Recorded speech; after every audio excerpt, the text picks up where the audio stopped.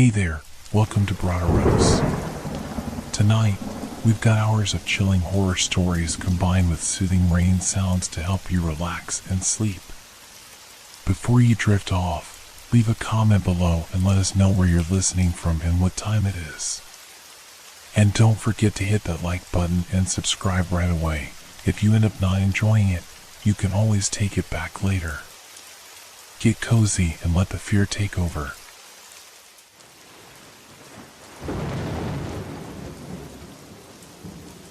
The Texas Demon. The sun was just beginning its slow descent behind the distant hills, casting a warm orange glow over the sprawling desert landscape. I could feel the excitement buzzing in my chest as the truck bounced over the rough terrain, the engine's hum mingling with the soft rustle of the wind. We had finally made it. Here we are, Mike said, grinning from the driver's seat. His voice had the tone of someone eager to escape the noise of the world for a while. A little slice of heaven, just for us. The three of us piled out of the truck, stretching our stiff legs after the long drive. Sarah let out a sigh, taking in the view. "It's beautiful," she said, her voice tinged with awe. She was the one who had been most excited for this trip.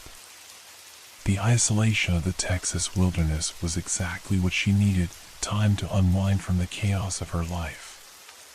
Ben, always the practical one, started unloading the gear. "I'll take care of setting up the tents," he muttered, already unpacking the supplies. I stayed back for a moment, watching the vast emptiness of the landscape. The wind was mild but carried a strange, whispering quality, like a soft murmur from the earth itself. I shook it off, attributing it to the isolation. The place felt like it belonged to no one, a patch of land forgotten by time. The dry, reddish earth was dotted with scrubby bushes, and towering rocks loomed in the distance. The sky stretched wide and endless above us, a blue canvas slowly fading into the evening hues. I felt a wave of relief. This was going to be the perfect getaway. The air felt fresh, untouched, and the worries of everyday life seemed to evaporate with each passing breeze. For a moment, everything felt right. As I helped set up the campfire, the crackling of the flames seemed to fill the silence around us, but even then, there was something odd about the place. A quiet hum, faint but constant, seemed to press against my ears, like the land itself was alive with secrets. I told myself it was just the wind, nature's odd little symphony, and pushed the thought aside. "Everything's good," I said to the group, trying to keep my voice light. "Let's eat before it gets dark." We gathered around the campfire, our laughter mixing with the fading light. Yet, as the shadows grew longer, something about this place felt different. There was no sound except for the occasional rustling of the wind and the crackle of the fire.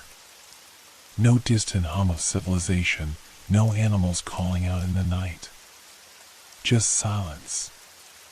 It felt as though the world outside this tiny circle of warmth had ceased to exist.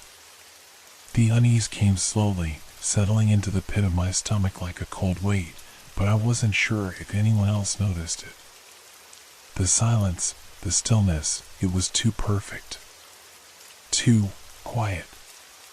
It was a feeling I couldn't shake. But for now, we were safe, and the wilderness was just what we needed, right? "Everything's fine," I muttered to myself, trying to convince myself as much as anyone else. But deep down, I knew something wasn't quite right. The night crept in slowly, the twilight fading as we worked together to set up camp. The wind had picked up, swirling around us in soft gusts, tugging at the edges of our tents and sending the dry dust swirling into the air. It wasn't anything unusual for the Texas wilderness. It was just wind, right? The kind of wind that whispered through the sparse trees and carried with it the taste of the earth. "Mike, can you grab the steaks?" Ben called out, his voice breaking through the stillness. Mike nodded, walking over to the back of the truck. Sarah was busy unpacking the cooler, the soft clink of cans the only noise as she set up our little outdoor kitchen. I bent down to adjust the ropes on my tent when I heard it, the faintest of noises. At first, I thought it was just the wind, but then it came again. A soft thud, followed by what sounded like footsteps. A shuffle, like something heavy had brushed against the dry brush behind us. I froze for a moment, my heart thudding in my chest. "Did you hear that?" I asked, my voice low. Mike, who had just finished hammering a stake into the ground, straightened up and looked at me with a raised brow. "Hear what?" he asked, glancing around. I hesitated, shaking my head. "Nothing, never mind." It was probably just an animal, I thought. I had to remind myself that we were in the middle of the wilderness. Wild animals, like deer or coyotes, moved through these woods all the time. Still, I couldn't shake the feeling that something was out there, something just beyond the edge of the firelight. "Sarah," I called, trying to push the unease away, "could you grab the matches? It's getting chilly." "Yeah, sure," she replied, her voice bright, unaware of the tension that was slowly creeping up on me. She stepped back toward the truck, her footfalls crunching against the gravel. But as I turned to continue setting up, there it was again, another thud. This time, closer. I looked up at Ben. His face was shadowed in the dimming light, but I could see his lips tighten in the same way I was sure mine were. It wasn't the usual animal sounds. There was something distinctly heavier about it, something that didn't feel like it belonged in the wilderness. I tried to brush it off. "Probably just a deer," I muttered. But even as I said it, my mind was racing, trying to find a logical explanation. "Yeah," Ben said, but his voice lacked conviction. "Just an animal." The wind suddenly gusted, rattling the tree branches above us. The air felt thicker now, almost suffocating. I looked over at Sarah, but she didn't seem to notice. She was still digging through the cooler, oblivious to the growing tension in the air. The rustling noises continued, faint but insistent, drifting on the wind. But every time we stopped and listened, it would go silent. Too silent. I exhaled slowly, trying to steady my breath, trying to convince myself that it was just the wilderness. Just the wind, the trees, the shadows. "All right, I think we're about done here," Mike said, walking back toward us with the final stake in hand. "Let's eat, then we can settle in for the night." We all agreed, and for a moment, the unsettling noises faded into the background as we focused on the mundane task of preparing dinner. Yet even as we gathered around the fire, my eyes kept darting toward the edge of the camp, where the trees met the darkened brush. The sounds were still there, soft, barely perceptible whispers, moving with the wind. I wasn't sure if anyone else heard them. I wasn't even sure if I was hearing them at all. But in the back of my mind, I couldn't shake the thought, what if it wasn't the wind? What if something else was out there, watching us? The fire crackled, and for the moment, I tried to push the thought away. The wind, the shadows, the strange sounds, they were part of being out here, part of the experience. But even as I tried to settle in, the feeling that something wasn't quite right settled in with me. The night had only just begun. The last traces of sunlight had slipped below the horizon, and the full moon cast an eerie silver glow over the campsite. The fire flickered, casting long shadows that danced along the ground. The air was still, a heavy calm that felt almost unnatural, as though the world had paused. We sat around the campfire, eating our simple dinner in silence, the crackling of the flames the only sound between us. But the peacefulness felt off, like a thin veil of tension just waiting to tear. Is anyone else feeling weird about this place? Sarah asked, breaking the silence. She didn't sound scared, just uneasy. I knew the feeling all too well. Mike shrugged. What do you mean, weird? He asked, spearing a piece of grilled meat with his fork. I don't know, she said, her voice lower now, almost hesitant. Like we're not alone. I keep hearing things, especially when the wind dies down. I glanced over at Ben, who was unusually quiet. His eyes were scanning the dark expanse around the campsite, a frown pulling at the corners of his mouth. I've been hearing things, too, he said, his voice barely above a whisper. Footsteps, almost like something's walking around the camp, but when I look, there's nothing there. I shifted uncomfortably, glancing toward the dark tree-line. The shadows were thick, deep, and ominous. I had been trying to ignore the strange feeling creeping up my spine, but now that Sarah had mentioned it, I couldn't help but remember the odd sounds I'd heard earlier, the faint thuds in the wind. There it was again, a soft, rhythmic thud that came from just beyond the firelight. The sound was distant, but distinct, like something heavy was walking through the brush. I turned sharply, my heart leaping in my chest, but all I could see was the darkness between the trees, undisturbed. Did you hear that? I asked, my voice barely louder than a whisper. The others froze, their eyes wide, straining to hear. But the moment of tension passed as the sound seemed to fade, blending back into the occasional rustle of the wind through the branches. It's just an animal, Mike said, finally breaking the silence. He looked over at Sarah, offering a reassuring smile. You're letting the wilderness get to you. It's probably just a deer or a raccoon. But as he said it, I saw something in his eyes, something I couldn't quite place. Was he trying to convince himself as much as he was trying to convince the rest of us? Another thud. This time, closer. The sound was unmistakable, footsteps. Heavy, deliberate. I could almost hear the shifting of dirt, the crunching of gravel beneath the weight of whatever it was. It wasn't the soft scurrying of a small animal, but the slow, purposeful steps of something much larger. Ben was already on his feet, his hand instinctively reaching for the flashlight tucked in his jacket. It's not a deer, he muttered. That's too heavy. I felt a sudden wave of cold wash over me, and the hairs on the back of my neck stood up. It wasn't just the footsteps, it was the way they echoed in the silence, the way they didn't feel right. My heart raced as I looked around, trying to pinpoint the source, but there was nothing. Just the dark expanse of the woods and the distant, barely perceptible creaking of the trees. Ben, don't be stupid, Mike snapped, his voice tight with a nervous edge. It's probably just a bear or something. We're in its territory. We're fine. But even as he said it, I saw the flicker of doubt in his eyes.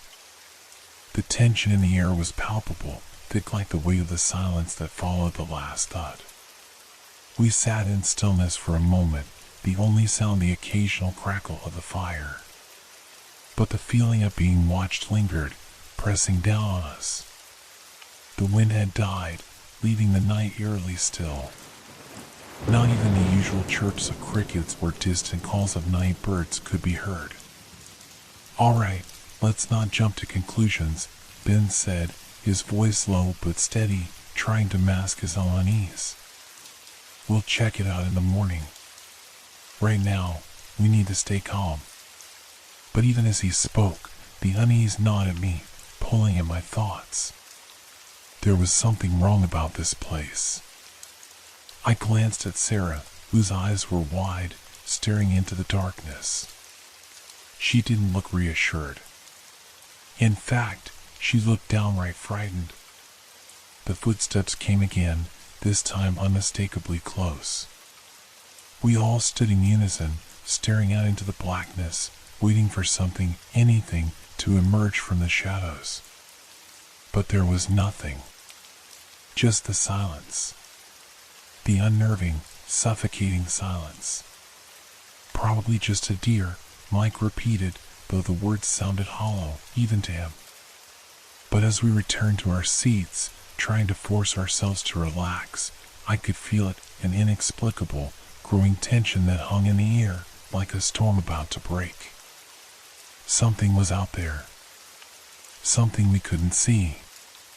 The fire crackled louder, and for a moment, I could have sworn I heard a faint whisper on the wind, soft, like a voice calling my name. I shook my head, trying to clear the thought from my mind. It was just the wind. But even as I told myself that, I couldn't shake the feeling that something wasn't right. Not at all. The fire crackled, and the shadows it cast seemed to stretch farther with each passing minute. The unease was starting to creep into every one of us. No one spoke much now, just the occasional rustle of a jacket or the clink of a can as someone absent-mindedly took a drink. The strange footsteps had faded into nothing, but the lingering tension remained. The night seemed heavier, and the air around the campfire was suffocatingly still. I stared into the flames, trying to focus on something, anything, to push the thoughts from my mind. But my eyes kept wandering back to the darkness beyond our little circle of light. Suddenly, I saw it. A shadow. It moved quickly, too quickly to be a tree branch swaying in the wind or a trick of the light. At first, I thought it was an animal, but it was taller, more defined, almost humanoid. The shape was vague, like a figure cloaked in shadow, standing just beyond the reach of the fire's glow. My heart skipped a beat. I blinked, trying to focus, but when I looked again, nothing. I leaned forward, squinting into the blackness, but there was nothing there now but the inky void of the wilderness stretching out before us. "Did you see that?" I asked, my voice trembling just slightly. Ben, who had been silent for the past few minutes, immediately turned his head toward me. His eyes narrowed, searching the darkness. "See what?" he asked, his tone tight, but I could tell he was already on edge.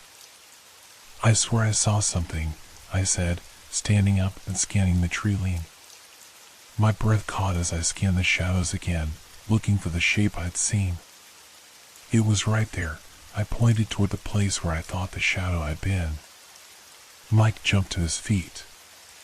"It was probably just an animal," he said, his voice now laced with a nervous edge. He seemed eager to brush it off. "Maybe a deer or something." But I knew what I saw. It wasn't just a fleeting shape, it was something deliberate. Something aware. The movement had been purposeful, almost like the figure was standing still, watching us before darting away into the shadows. "Yeah," I said, trying to convince myself. "Probably just an animal." But even as I said the words, I couldn't help the cold feeling that washed over me. I was sure it wasn't an animal. Sarah stood up, brushing off her jeans. "I don't like this," she said, her voice low and trembling. "It's like something's watching us. I don't know how to explain it, but I feel it. I can't shake the feeling that we're not alone." We all turned to her, the weight of her words sinking in. There was a palpable shift in the air, and suddenly it felt like the walls of the wilderness were closing in around us. No one spoke for a moment. The only sound was the fire, crackling and snapping, as though it, too, was struggling to hold back the creeping darkness. Ben was the first to break the silence. He exhaled sharply, a hand running through his hair. All right, he said, trying to sound practical, but his voice was thin with tension. We're just jumpy. Let's not start freaking out. It's probably just an animal. We're in its territory, remember? Mike nodded, but even he didn't sound completely convinced. Yeah, you're right, he said, but his eyes darted around the campsite, flicking nervously toward the trees. But the unease wouldn't leave. The air felt heavier now, thicker. The firelight was the only thing that held the darkness at bay, but even it seemed fragile against the growing shadows. We sat back down around the fire, but no one made a move to relax. We were all on edge now, our senses heightened, as if waiting for something, anything, to happen. The wind began to stir again, but it wasn't the same as before. It didn't carry the usual whispering hum. This time, it was louder, more insistent. It moved through the branches above us like a voice, soft but unmistakable. I could feel it now, an invisible presence, something shifting just out of sight. The unease was growing into something sharper, something real. Then, I saw it again, this time in the corner of my eye, standing in the distance just beyond the reach of the firelight. The same shadowy figure, tall and still. It stood for a moment, motionless, watching us. Before I could even process it, the figure vanished, swallowed by the dark like smoke. I gasped, my chest tight. There it is again, I blurted, pointing into the night. Ben jumped to his feet, shining the flashlight toward where I was pointing, but the light only cut through empty space. There's nothing there, man, he said, his voice tense, almost frustrated. But I knew what I saw. My pulse was racing.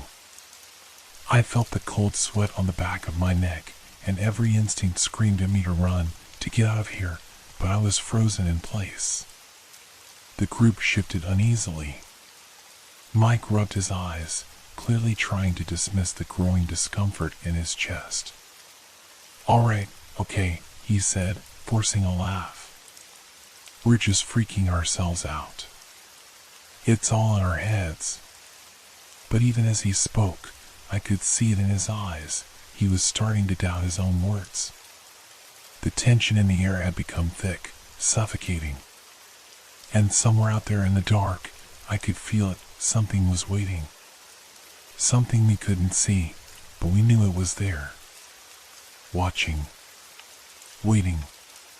None of us spoke after that, the silence between us hanging heavy and unspoken. The shadows felt closer now, like they were creeping toward the fire. The wind had died down again, leaving only the sound of my heartbeat hammering in my ears. Something was out there. Something we couldn't escape. The night had fallen into an unsettling quiet, the kind that presses against you, thick and suffocating. We had all retreated into our tents, the fire now just a small flicker in the distance, its warmth and light feeding behind the canvas walls. The shadows outside seemed to stretch longer, as if they were creeping in on us from all sides.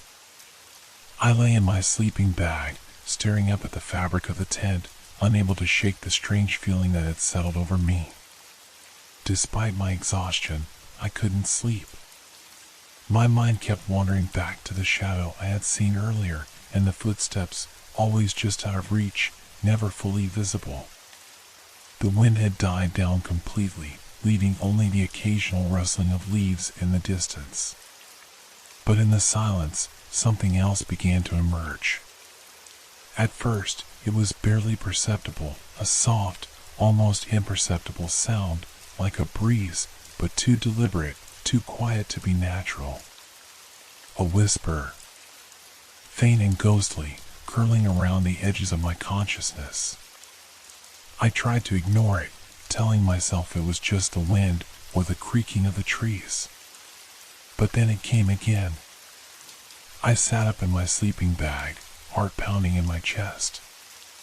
It was coming from outside the tent, swirling through the dark like a breath on the wind.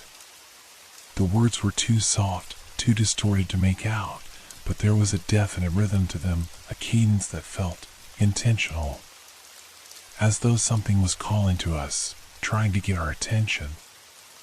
I held my breath, straining to hear, but the sound was too faint.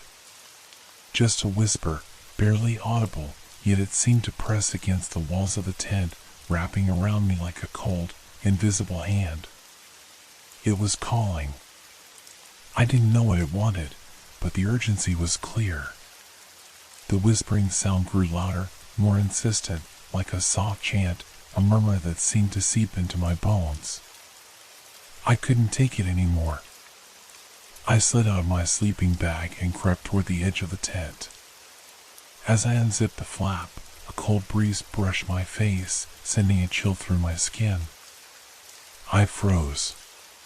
The whisper was still there, clearer now, almost like it was coming from all around the camp. It sounded like it was trying to say something, a language I couldn't understand, but somehow I knew it was calling me. I turned quickly, hearing the rustling of fabric from the other tents. Mike's voice broke the silence, muffled by the canvas. "What's going on?" he asked, his tone irritated, clearly annoyed at being woken. I could hear him shift in his sleeping bag, probably reaching for the zipper of his tent. "It's nothing. Just the wind, man." But I wasn't convinced. Something was wrong. I could feel it in the pit of my stomach. The air around the camp felt charged, like the entire wilderness was holding its breath, waiting for something to happen. "Mike," I said, my voice trembling. "I swear, I hear something. It's like a whisper. It's coming from the woods." There was a long pause before he responded, his voice groggy with sleep. "What are you talking about?" "You're hearing things."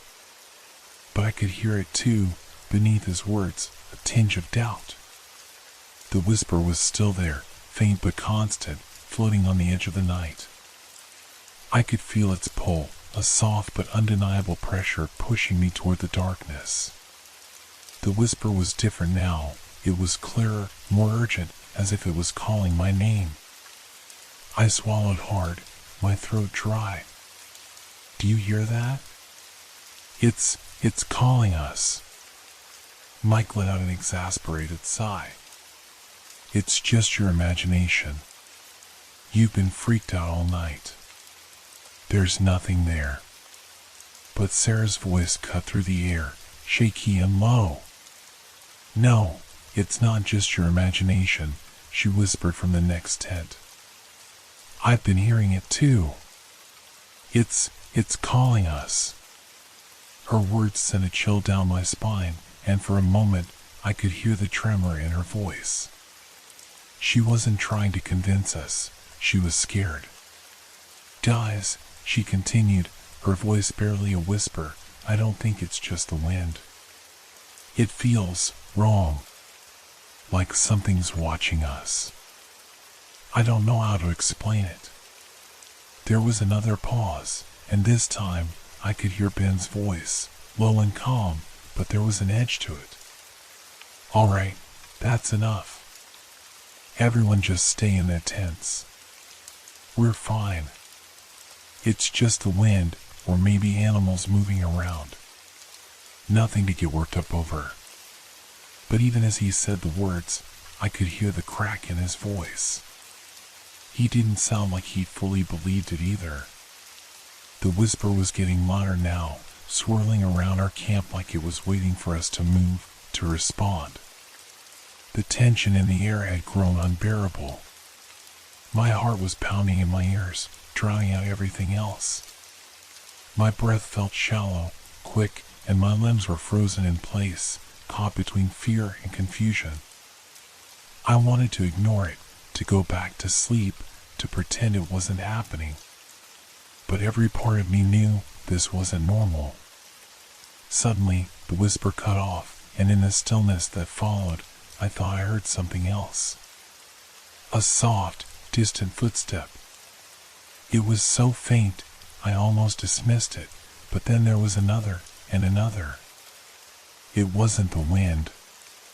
It wasn't just our imaginations. Something was out there. Something that had been waiting for us to notice. And now it was closer than ever. I didn't know what to do. I didn't know how to make it stop. But deep in my gut, I felt the weight of it, that undeniable truth that whatever was out there in the dark, it wasn't going away. The whispering had stopped, but the fear still lingered in the air, heavy and thick, suffocating us from all sides. The night had changed. Something had shifted. And now we were trapped, surrounded by the unknown. The night felt different, heavier, like the air itself had become thick with something we couldn't see or understand.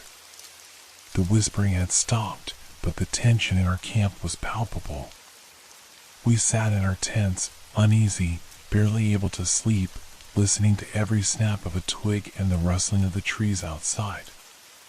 The forest felt alive, but in a way that made the hairs on the back of my neck stand up. It wasn't the usual sounds of wildlife, no owls hooting, no wind rushing through the branches. Instead, it was the silence between sounds that made everything feel wrong. We had all huddled in our tents after the whispers, trying to convince ourselves we were just imagining things. But the fear had settled deep into our bones. At some point during the night, I must have drifted off, my thoughts swirling in restless dreams. But then, just as I was beginning to slip into sleep, I was jolted awake. A flicker of movement just outside my tent. I sat up quickly, heart pounding, eyes wide in the dark. The campfire had long since burned out, leaving us in a sea of blackness, with only the dim starlight piercing through the trees. The movement was quick, but unmistakable, a large shape, darker than the shadows, shifting between the trees. My breath caught in my throat as I stared at the spot, trying to make sense of what I had seen. It wasn't an animal. It was too large.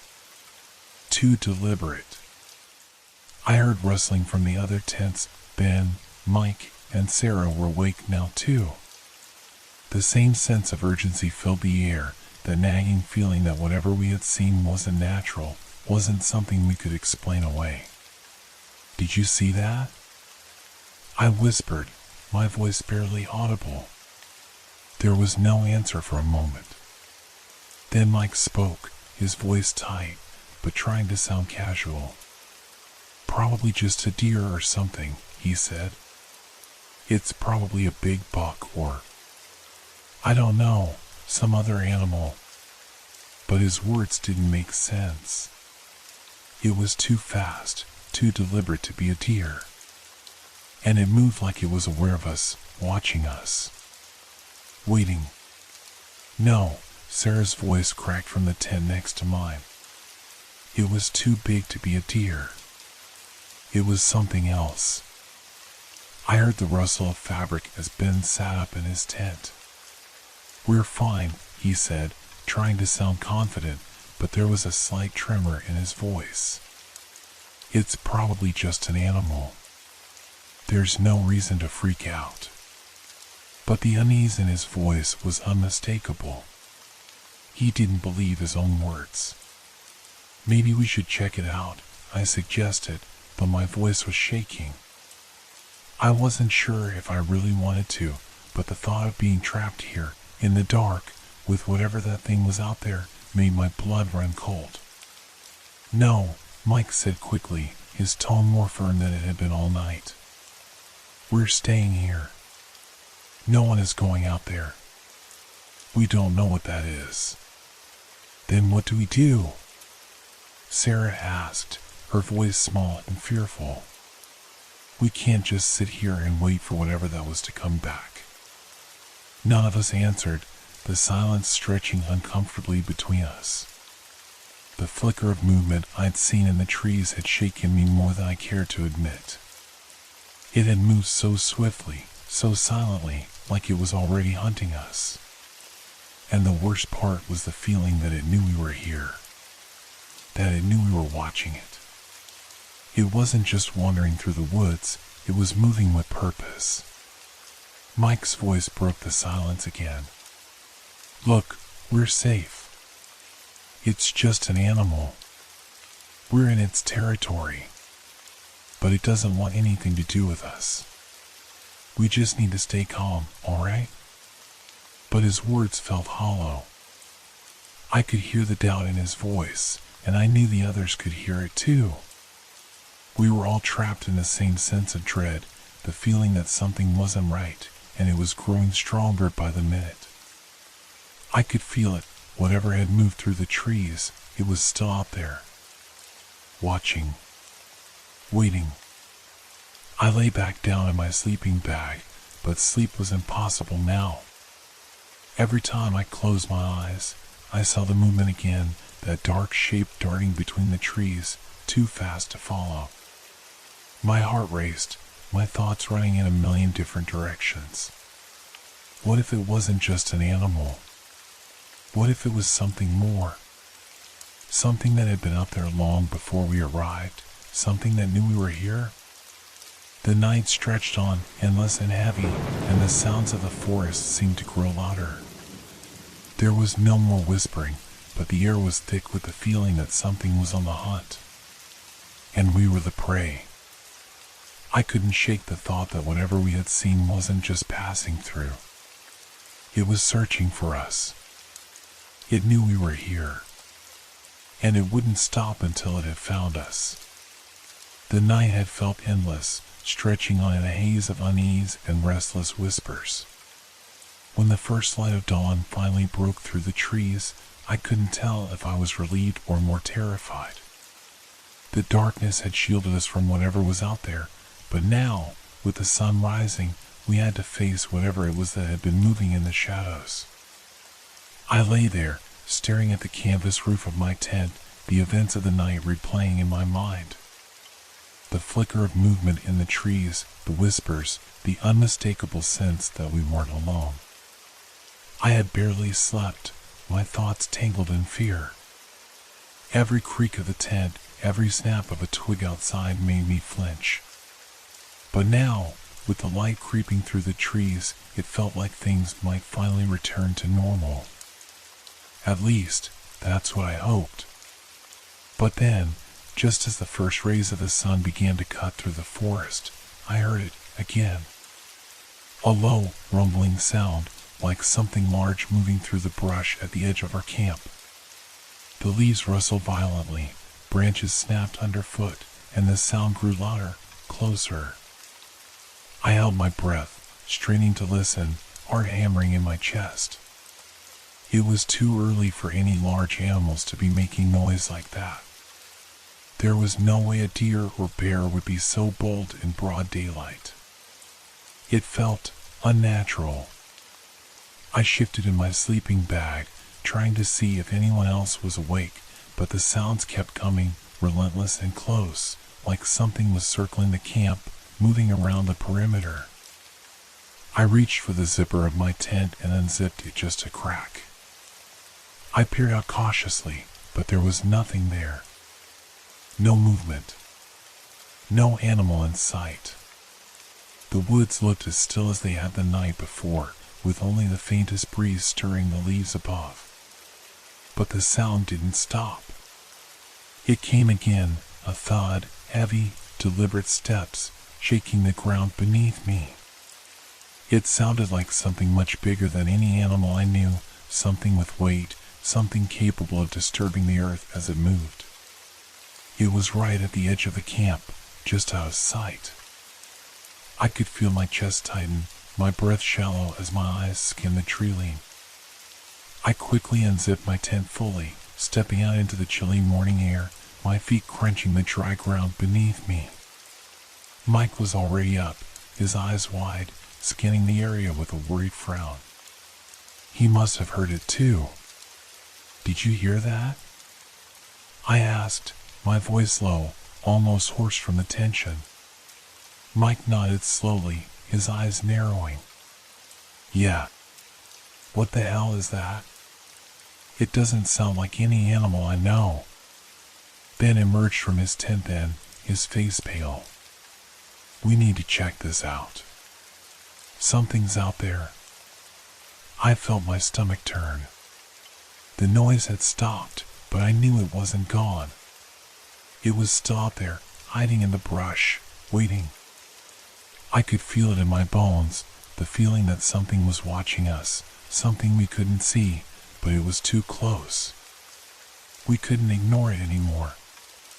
We all stood there for a moment, frozen, listening to the eerie silence that had replaced the rumbling sounds. My mind raced, trying to make sense of it all. What kind of creature could move like that through the thick brush without us seeing it? And why did it seem so deliberate? Like it was searching for us. After a long pause, Sarah's voice broke the silence. "Maybe it's nothing," she said, though I could hear the doubt in her voice. "Maybe it's just the wind moving something big. Or maybe a tree fell, and that's what made the noise." Mike turned to her, his expression tense. "That wasn't a tree. It sounded like steps." We all stood there, exchanging uncertain glances. No one said anything, but the unease was unmistakable. We all knew what we were thinking, what we were afraid of, that whatever was out there wasn't just passing through. It had been circling us, waiting for us to drop our guard. I heard another snap of a twig in the distance, sharp and loud, like something was moving through the trees again. This time, we all heard it. We looked at each other, and without a word, we started walking toward the source of the noise, each of us moving cautiously, as if stepping too loudly might attract whatever it was that lurked just beyond the tree line. But the closer we got, the more the sense of dread grew. The air felt thicker, like the whole forest was holding its breath. Every step we took seemed to echo through the silence, and the only sound was the crunch of our boots against the dry earth. The trees around us were unnervingly still, and for a moment I thought we had imagined it all, until I heard it again. A low, deep grunt, followed by the unmistakable sound of heavy breathing coming from just beyond the brush. I froze, my heart pounding in my ears. It wasn't the wind, and it wasn't an animal. Whatever it was close. Too close. Mike gestured for us to stay quiet and crouched low, moving toward the edge of the camp. We followed, trying to stay out of sight, but our footsteps felt like thunder in the stillness. As we reached the edge of the trees, I felt the hairs on the back of my neck stand up. We were close. And then I saw it. A flash of movement, something dark and massive, weaving between the trees, just out of reach. It moved like it had no fear of us, as though it had been watching us all along. I couldn't make out exactly what it was, but it was big, larger than anything I had ever seen in these woods. The sound stopped immediately. We all stood frozen, not daring to move. My mind raced, trying to process what I had just seen, but everything felt distorted, like the world around me had shifted. Was that a bear? A wild boar? Or something else entirely? Before I could say anything, Mike grabbed my arm and pulled me back, urging us all to retreat slowly, quietly. He didn't need to say anything else. We all knew that whatever had been lurking out there wasn't something we could fight, and it wasn't something we could explain away. We made our way back to the center of the camp, but the unease didn't lift. We were no longer just visitors in the wilderness. We were intruders. And whatever that thing was, it was far from finished with us. The hours after the strange noises and the fleeting glimpse of whatever had been watching us passed in a haze of nervous energy. We had retreated into the heart of the camp, huddled around the fire pit and trying to pretend everything was fine. But the oppressive silence that had descended over the forest was anything but reassuring. The air felt thick with something we couldn't understand, and the weight of the unknown was slowly crushing us all. Ben was the first one to break the uneasy stillness. He stood up from the fire, wiping his hands on his pants, his face tight with the same tension we were all feeling. "I'm gonna take a walk," he said, his voice calm but carrying an edge of uncertainty. "Clear my head."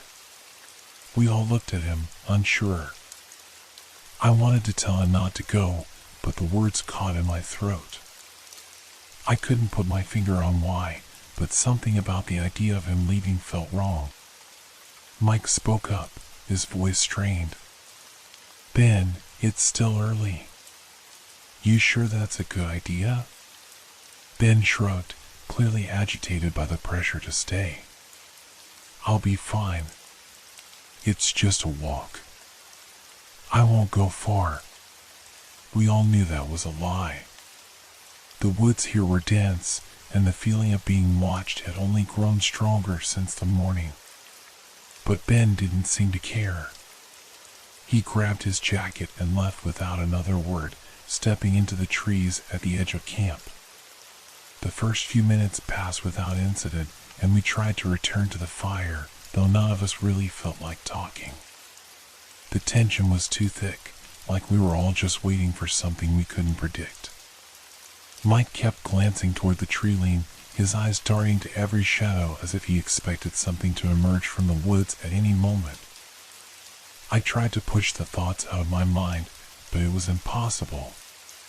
Every crack of a branch, every gust of wind felt like a warning. We all knew something was wrong, but none of us knew what. Time dragged on, the sun climbing higher and higher in the sky until it reached its peak, but still, Ben didn't return. I checked my phone, no messages from him. No texts. No calls. The small screen was blank. It was as if Ben had simply vanished. We tried calling him, but each time the call went straight to voicemail. There was no answer, no sound. Nothing. Panic started to set in, slow and insidious, creeping through the group. "Where is he?" Sarah asked, her voice rising with the same worry I felt clawing at my insides. "It's been hours." "Maybe he lost track of time," Mike said, but even he sounded unsure. "He's probably just walking around, thinking he's in no rush." But we all knew it didn't make sense. It wasn't like Ben to wander off for hours without at least telling us where he was going. And now, with the phone dead, it felt like he had just disappeared. We all stood up, looking toward the edge of the camp, trying to peer through the thick trees. The wind had picked up, rustling the leaves and branches, but it was still too quiet. Not a single sound that would suggest Ben was coming back. No footsteps. No voices. "I don't like this," Sarah said, her eyes wide with fear. "We need to go look for him. Now." Mike hesitated. "It's getting late. We shouldn't split up. Let's just stay put for a little while longer and—" "Stay put?" I interrupted, the frustration in my voice making my words sharp. "He's been gone for hours, Mike. He could be out there, lost, hurt, or worse, and we're just supposed to sit here?" Mike clenched his fists, a vein of panic slipping into his voice. "What do you want me to do, Claire? We're not even sure he's lost yet. He might just be taking his time, okay?" But none of us could shake the feeling that something was terribly wrong. The sky had turned a murky gray, the sun obscured by thick clouds, and the temperature had dropped several degrees in the past hour. The wind picked up again, this time with a strange, low moan that sent a chill down my spine. I stepped toward the tree line, my heart pounding, my thoughts racing. Every instinct told me that Ben was out there, somewhere, and he wasn't just lost. Something had happened. The sounds we had heard earlier, the heavy breathing in the distance. It couldn't be a coincidence. Whatever we were dealing with, it was hunting us, one by one. "Let's go," I said, my voice firm despite the fear that threatened to choke me. "We'll find him." Without waiting for another argument, I moved forward, pushing past Mike, and Sarah and Ben followed. But the deeper we went into the woods, the more the dread seemed to intensify. The trees closed in around us, the shadows growing longer, and the feeling of being watched was overwhelming. We weren't alone. And it wasn't just Ben who was missing. It felt like we were being tracked. The air felt different now, colder, like something had shifted. Every step felt like a trap, but we had no choice. We had to find Ben.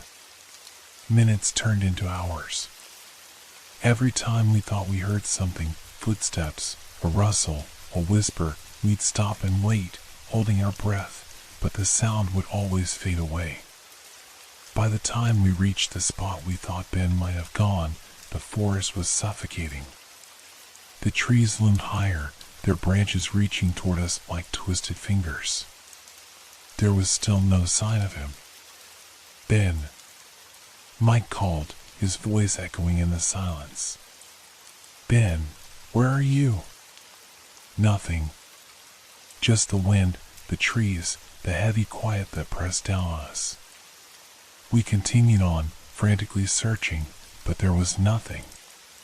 No signs of Ben's footsteps, no broken branches, no trail to follow. It was as though he had never been here at all. Then, as we pushed further into the woods, something caught my eye. A flash of movement, quick and dark, darting between the trees, too fast to see clearly. I froze, my heart hammering. There was something out there. Something that wasn't Ben. And in that moment, I realized whatever had taken Ben was still watching us, still hunting us. I couldn't shake the thought. Ben was gone, and we were next. The search for Ben had turned into something far worse. With every passing hour, the woods seemed to close in on us. We combed through the trees, calling his name, but the silence swallowed our voices. Every shadow looked like it could be him, every rustle of the leaves felt like a trick of the wind, but there was no sign of him. Not a footprint, not a single clue. As the day wore on, fatigue began to settle in. We were all on edge, our nerves frayed by the constant anxiety, the uncertainty gnawing at us. My feet ached, my stomach growled in protest, but it wasn't hunger that gripped me, it was a gnawing fear that I couldn't shake. Whatever was happening here, it wasn't normal. And it wasn't just the forest or the unknown that scared me anymore. It was the feeling that we were being herded. Like we were being guided deeper into something we couldn't escape. We'd been walking for hours, our search turning into a desperate, aimless trek. We hadn't found Ben, and the hope of doing so was fading with the light. The sun was setting now, casting the forest in a pale, eerie glow. The shadows seemed to stretch unnaturally long, and the air grew thicker, colder. Then it happened. Sarah, who had been trailing behind us, suddenly stopped, her face ashen. "Guys," she whispered, her voice barely audible. "Look." Mike and I turned toward her, confused. She was pointing toward the edge of the trees, her hand trembling. Her eyes were wide with fear. "Sarah, what's—" Mike began, but then he stopped, his words trailing off as he followed her gaze. There, in the distance, barely visible through the thick trees, something moved. It was too large to be a deer, too strange to be any creature we ever seen. It was a dark shape, almost like a silhouette against the fading light. The figure was massive, towering, with wings that flared out, bat-like and wide, casting long shadows as they moved. It was bird-like, but too unnatural, like something out of a nightmare. Its form shifted through the trees, its movements sharp and predatory.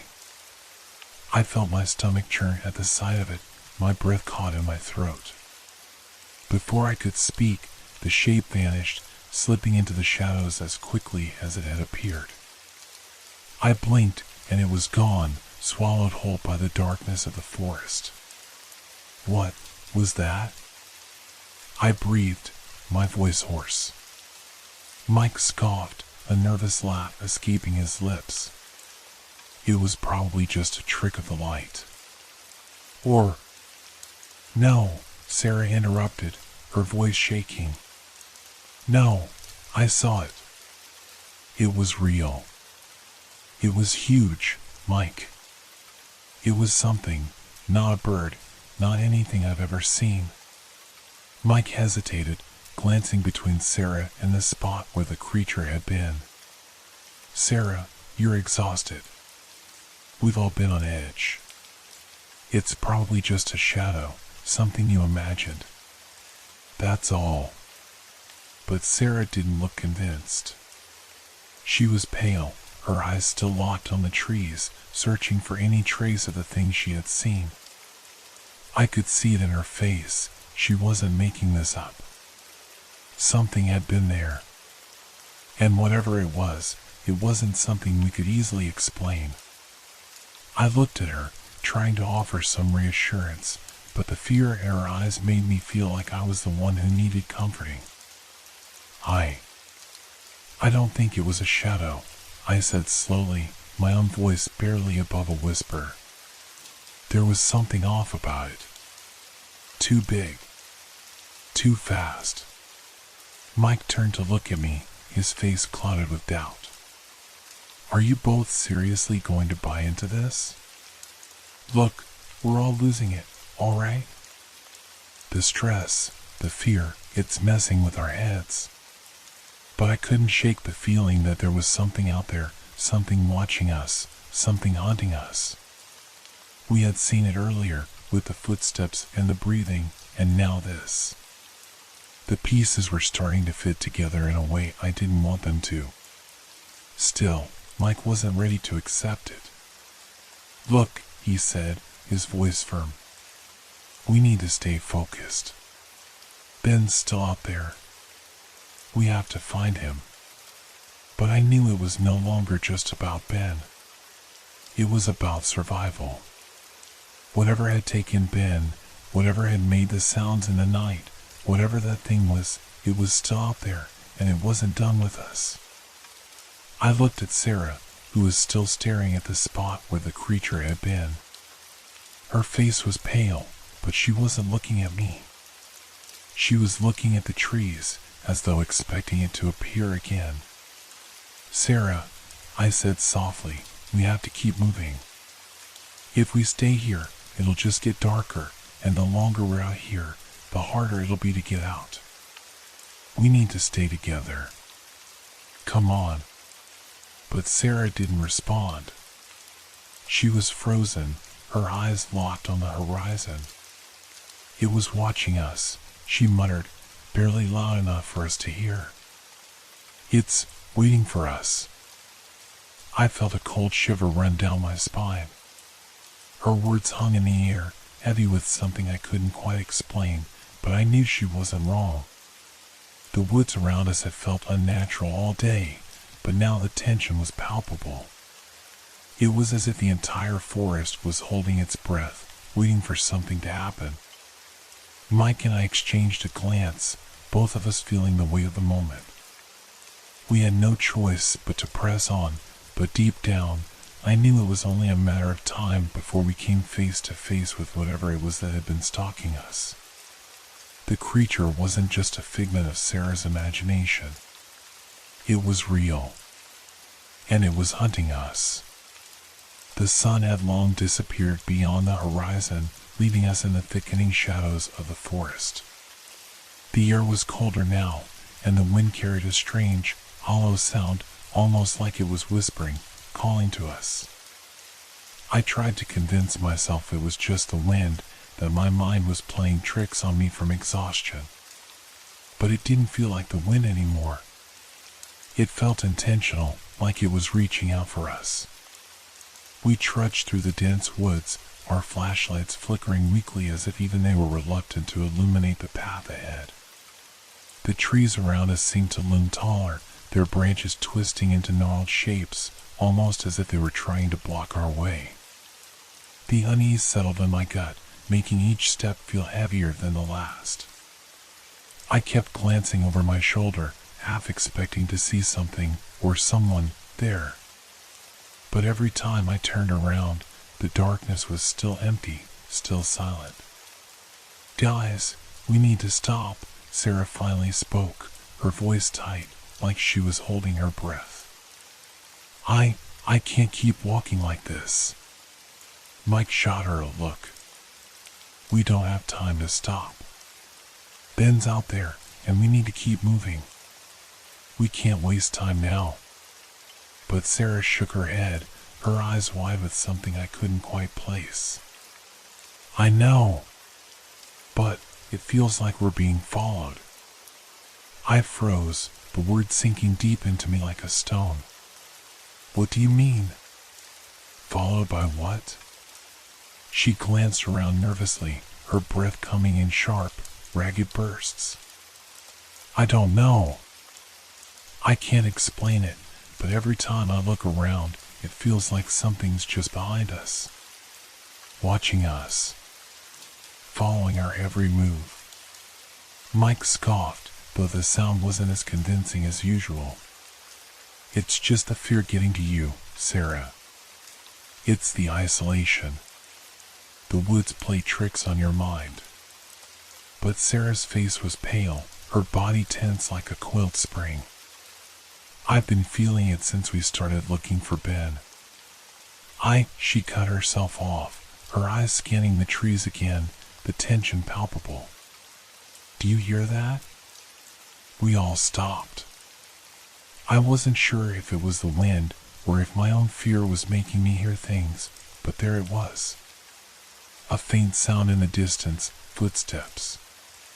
They were slow at first, deliberate, and then they grew louder, closer, as though someone or something was walking just out of sight, following our every move. Mike's hand dropped to the knife at his belt, and I could feel the tension in his posture. He looked at me, then at Sarah, his voice strained. "That's not normal. There's no way it's a person. Not out here." "But it's not an animal either," Sarah muttered, her voice barely audible. "It's too human." I felt my breath catch in my throat. I didn't want to believe her, but every part of me was telling me she was right. The footsteps weren't like anything we'd heard before. There was a pattern to them, a rhythm, like something was deliberately pacing us, making sure we didn't get away. I turned to Mike, my voice shaking. "We need to stop and figure out what's going on. This isn't just fear. Something's out there. We need to confront it, not keep running from it." Mike looked at me, his jaw clenched. "We don't have time for that. We can't stop. We have to find Ben." But I could see the cracks in his resolve. His eyes kept darting around the woods, his body tense as if he was expecting something to leap out of the trees at any moment. He was scared too, he just didn't want to admit it. The footsteps didn't stop. They were still there, growing louder and closer with every second that passed. It wasn't just paranoia anymore.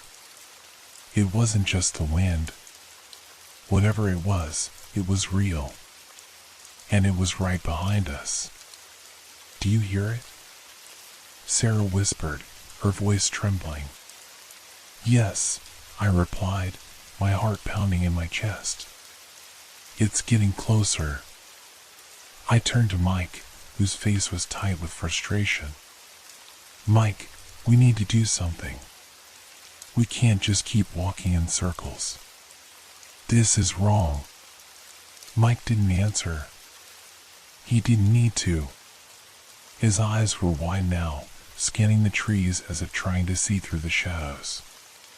The whispering in the air had grown louder, too, so faint I could barely hear it, but it was there, growing more distinct. It was calling us, and I could swear I heard my name, faintly, on the breeze. I looked around, searching for the source of the sound. It was everywhere, seeping from the trees, swirling around us like smoke. The forest itself was alive with whispers, filling the air with a sense of dread. And then it came closer. The footsteps weren't just behind us anymore, they were circling us, moving through the trees, just out of sight. I could feel it in my bones, something was moving, something with intent, stalking us. The weight of it pressed down on me, and I couldn't take it anymore. "Mike," I said, my voice breaking. "We need to get out of here. Now." But Mike wasn't listening. His eyes were wide with panic now, and his body was frozen, locked in place. I think we're surrounded." I glanced around, trying to keep my composure, but I couldn't deny it. The air was suffocating, heavy with the sensation of being trapped. And then, as if confirming our fears, a loud snap echoed through the woods, a twig breaking, somewhere very close. We all jumped, startled, and Sarah let out a breathless gasp. "It's here. It's right there." The footsteps stopped. The whispers ceased. And then the forest was silent. Too silent. I turned toward Mike, my heart hammering in my chest. "What the hell is going on?" But before he could answer, we all heard it. A deep, guttural sound, like a growl, but not from any animal we knew. It was low, vibrating through the ground, shaking the air around us. And then, just as quickly as it had started, everything fell into a suffocating quiet. It wasn't over. It had only just begun. The forest was eerily silent now. No footsteps followed us. No whispers in the wind.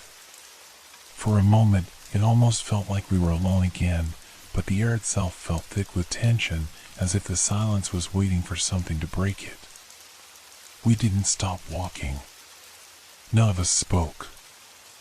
I could feel my heart racing with every step I took, every crack of a branch underfoot echoing like a warning. The panic that had gripped me earlier seemed to subside, replaced by a deep, gnawing unease that I couldn't shake. It wasn't fear anymore, it was dread. The kind that settled into your bones and wouldn't let go. We reached the camp just as the last vestiges of light faded from the sky. The fire pit was cold, the tents empty, the air heavy with an oppressive stillness. It felt wrong. The place we called home for the past few days no longer felt safe. It felt like we were intruders, trespassers in something much older and far more dangerous than we could understand. "Maybe we should move on," Mike said, his voice low. "This place is bad. Whatever's out there, it's not stopping. It's only a matter of time before it finds us." But Sarah was already walking toward the trees that surrounded our camp, her eyes wide with unease. "Wait," she said, her voice strained. "Look at this." I followed her gaze. There, on the thick trunks of the trees, were deep, jagged claw marks. They were unlike anything I'd ever seen before, too large to be the work of any animal we knew, the gouges too precise and deliberate, as if something had raked its claws down the bark with horrifying strength. The markings were scattered around the camp, some higher up than I could reach, some lower, as though whatever had made them was stalking the perimeter of our camp, watching us from the shadows. I knelt down beside one of the trees, running my fingers over the gashes. The bark was still fresh, and the smell of pine mixed with something else, something metallic, like blood, hung in the air. My fingers trembled as I pulled away. The marks were recent. "These aren't normal," I said quietly, my voice betraying my growing panic. Mike squatted beside me, inspecting the scratches with a furrowed brow. "No kidding. Whatever did this is massive. This isn't a bear, and it's not a cougar." Sarah stepped back, eyes wide. "What are we dealing with here, Mike? What kind of creature could do this?" Mike stood up, looking around the camp, his expression tight. "I don't know. But we need to be careful. If someone is making these marks, then it's a lot closer than we thought."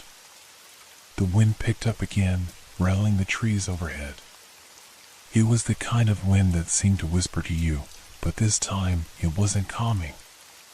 It felt like a warning, like the forest was trying to tell us something we didn't want to hear. I swallowed hard, trying to push the rising panic back down. Maybe it's an animal. Maybe there's something out here we don't know about.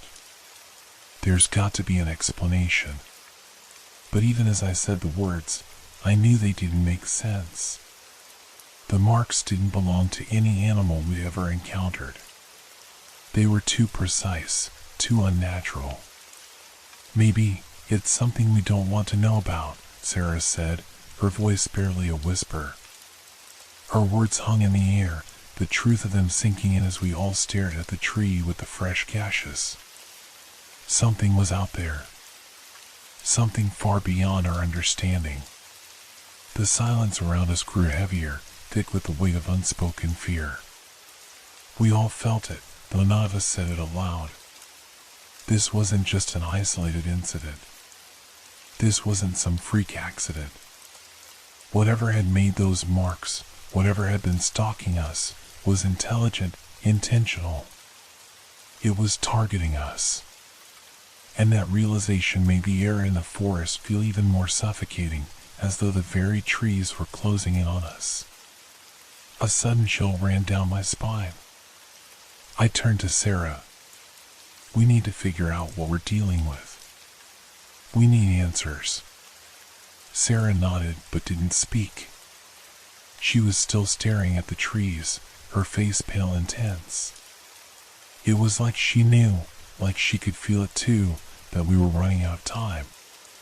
The whispering had stopped, but the tension was still there, thick and oppressive, hanging over us like a storm on the horizon.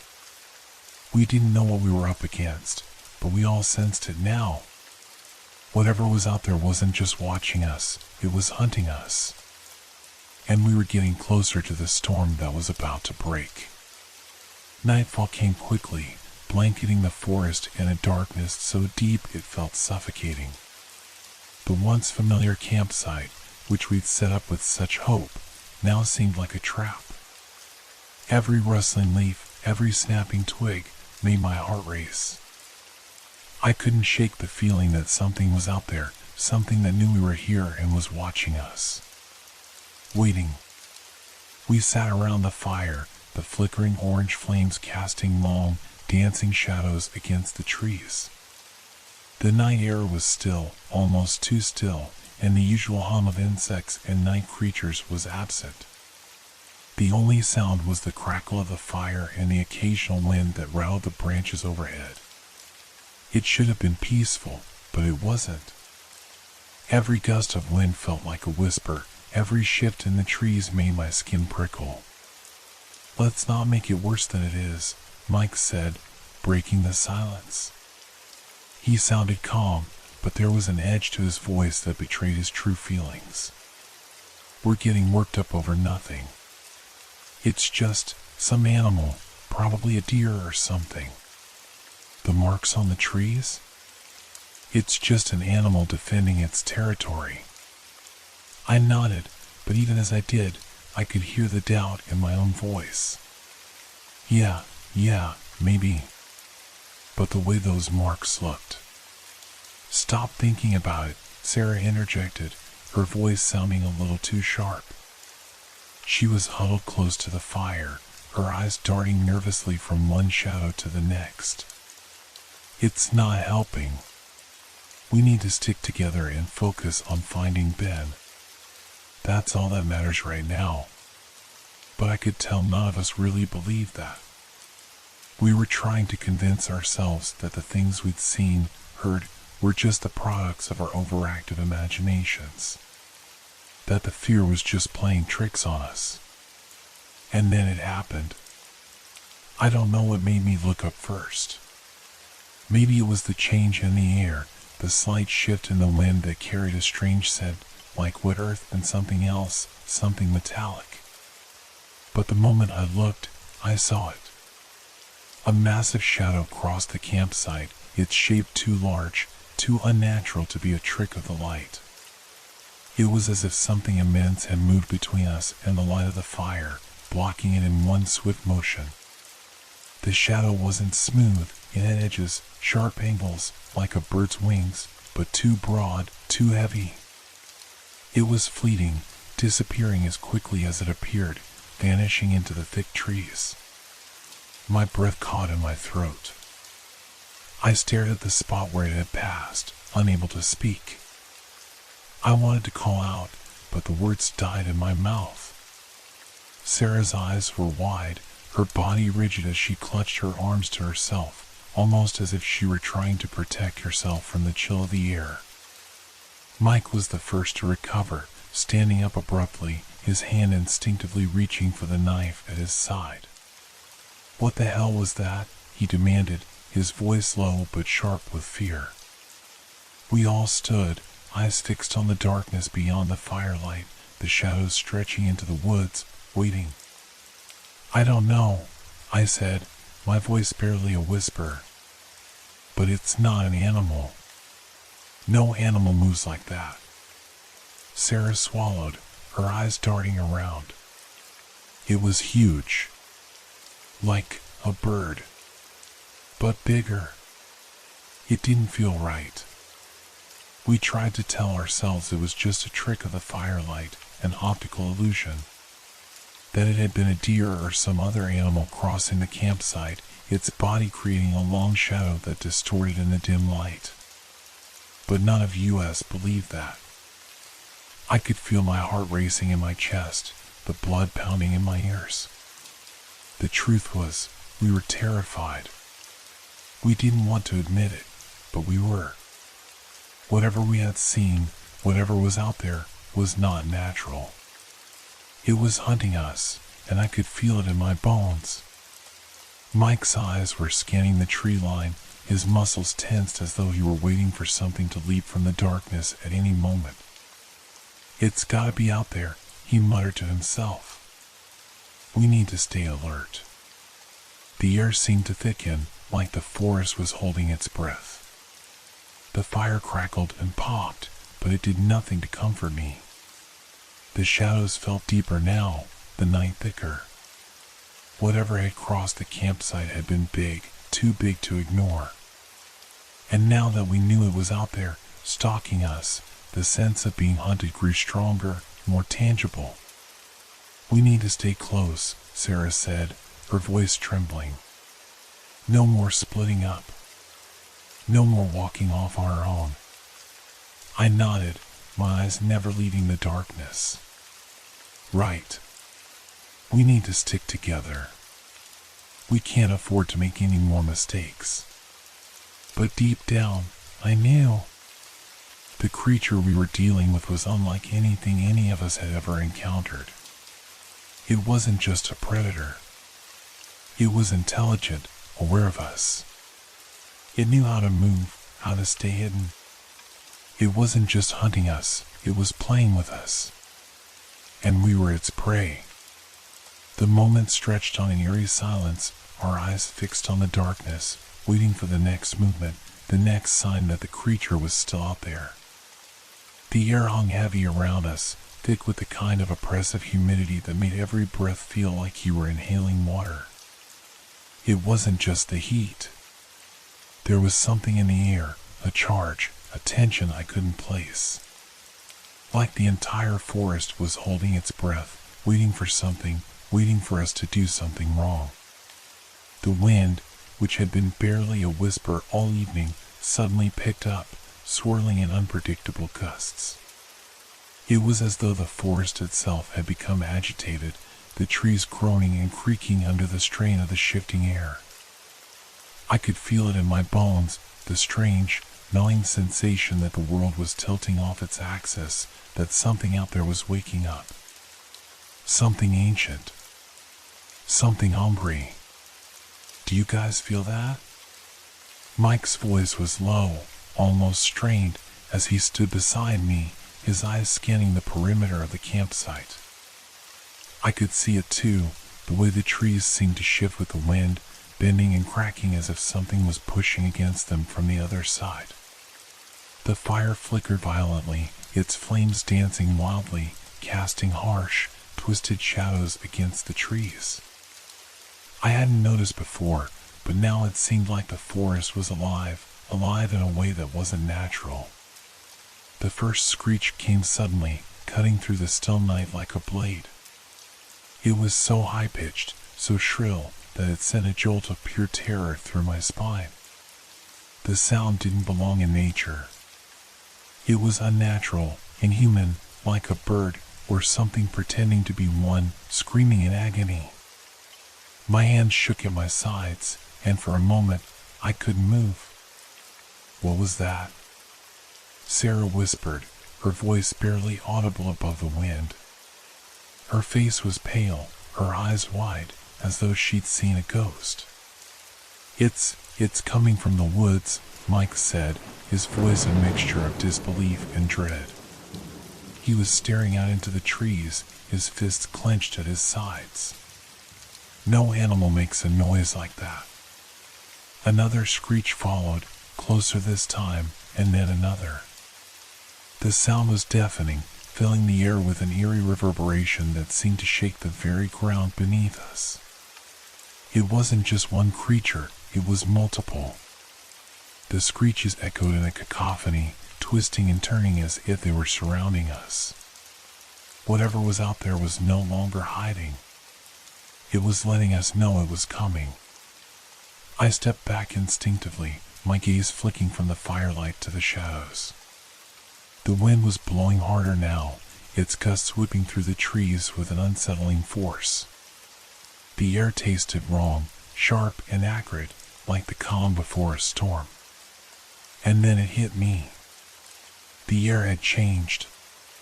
It wasn't just humid, it was thick, suffocating, like the very atmosphere was charged with something unnatural, something dark. Sarah, we need to get inside the tents, Mike said, his voice urgent. Now. No more waiting. But Sarah didn't move. She stood frozen in place, her face a mask of fear. Her eyes were locked onto the tree line, wide and unblinking. Do you see that? She whispered, pointing into the darkness. I squinted, trying to make sense of what she was seeing. The shadows in the trees moved strangely, too quickly, too fluidly to be just the wind. Something was shifting in the dark, something big. Something that wasn't trying to hide anymore. The screeching intensified. It was almost as though the creatures were getting closer, or maybe they were circling us. They were no longer distant sounds, but a barrage of noise that felt almost purposeful. As if whatever was making them was getting ready to strike. A gust of wind swept through the camp, blowing out the fire in one swift, violent breath. We were plunged into darkness, the only light now coming from the pale slivers of moonlight that filtered weakly through the canopy. My heart pounded in my chest, my breath coming in short, panicked gasps. We need to move. Now! Mike's voice was low but fierce, filled with desperation. Grab your things and get to the trucks. We're leaving now! But as I turned to run, a sharp, chilling screech rang out directly above us, close enough that I could feel the vibrations in my chest. It sounded like it was right there, just beyond the trees. The air crackled, heavy with dread, and my stomach twisted in knots. It was hunting us. The wind howled again, but this time it wasn't just wind. The trees groaned under an invisible weight, as though something enormous was pushing against them from the other side. The screeches grew louder, closer, and I could swear I felt eyes on me. Not just one set, many. And they were watching, waiting. A sharp crack echoed through the woods, followed by a loud rustling sound, something huge moving through the underbrush. The world had gone completely silent for a brief moment, and then, just as suddenly, the screeches exploded again, deafening in their intensity. I froze. A dark shape moved through the trees, too fast, too large to be anything I'd ever seen. It was like a shadow that stretched and shifted, impossibly long. The wind shifted again, bringing with it the unmistakable scent of something wrong, something ancient, something hungry. The storm wasn't just coming. It was already here. The silence that followed the screech was deafening, but only for a moment. The wind howled again, its intensity rising like a warning. And then, as though the air itself had split open, the creature revealed itself. I wasn't the first to see it. Mike was. He was standing at the edge of the camp, his eyes scanning the darkness, when he suddenly froze. His entire body went rigid, his face drained of color, and his mouth parted as if to say something, but no words came. His gaze was fixed above us, and I followed it, trying to make sense of what had caught his attention. And then I saw it. A massive shadow moved across the sky, blotting out the faint light of the moon. It was vast, impossibly vast, and it soared silently, its enormous wings cutting through the air with a rhythm that didn't belong in nature. The shape was like nothing I'd ever seen before. It had the body of a reptile, thick and muscular, like a giant lizard, but its wings were like those of a pterosaur, vast and leathery, stretching far beyond anything I could comprehend. The creature's head was the most terrifying part. It was bird-like, but distorted, its beak long and curved, its eyes glowing an unnatural yellow, gleaming in the darkness like twin orbs of malice. The screeches that tore from its throat were deafening, each one echoing through the trees like a battle cry. It circled above us, its enormous wings flapping in the air with a power that made the trees shudder. Jesus Christ, Mike gasped, his voice a mix of awe and horror. He stepped back, his body trembling as he watched the creature above us. It's real, it's real. The rest of us stood frozen, unable to tear our eyes away. I could feel my heart hammering in my chest, a heavy thud of panic and disbelief. The air seemed to thicken, each breath harder to take as the creature descended, its screeches becoming louder, more erratic. It circled above us, its dark wings casting monstrous shadows that seemed to move of their own accord, stretching and retracting with each beat. Sarah let out a choked sob, her hand clutching at her chest as she backed away. "It can't be real," she whispered, her voice shaky. "It looks like a dinosaur. But it shouldn't be here. It can't be here." I wanted to say something, to tell her it couldn't be real either, but the words stuck in my throat.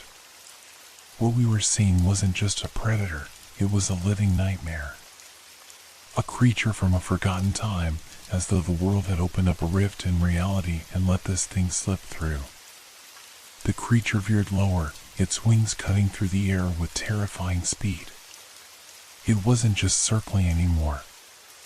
It was coming closer.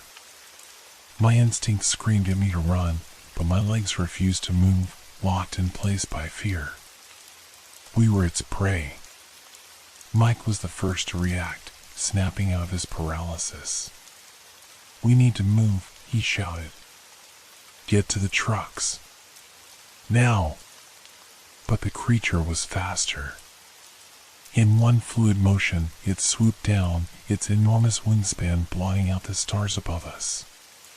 The force of its descent sent a gust of wind ripping through the camp, knocking over the tents and sending gear flying.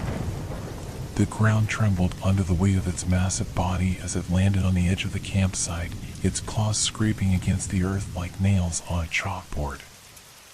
I could see its wings now, fully extended, dark and leathery, folding against its back like some terrifying display of power. It was even larger than I had imagined, too large to be real, too large to survive in this world.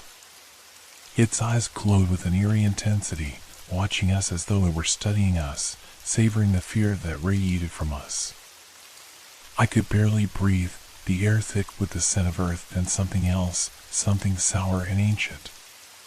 The creature's head tilted slightly, its long beak clicking open and closed, releasing a shrill, bone-chilling screech that made my blood run cold. It was trying to communicate, to assert its dominance, and I knew in that moment that we were nothing but helpless prey. Mike stumbled back, his hand gripping the knife at his side, but there was no escape. The creature had us trapped, its wings blocking the only clear path. We were surrounded by trees, and with every beat of its wings, the air grew heavier, like the forest itself was closing in around us.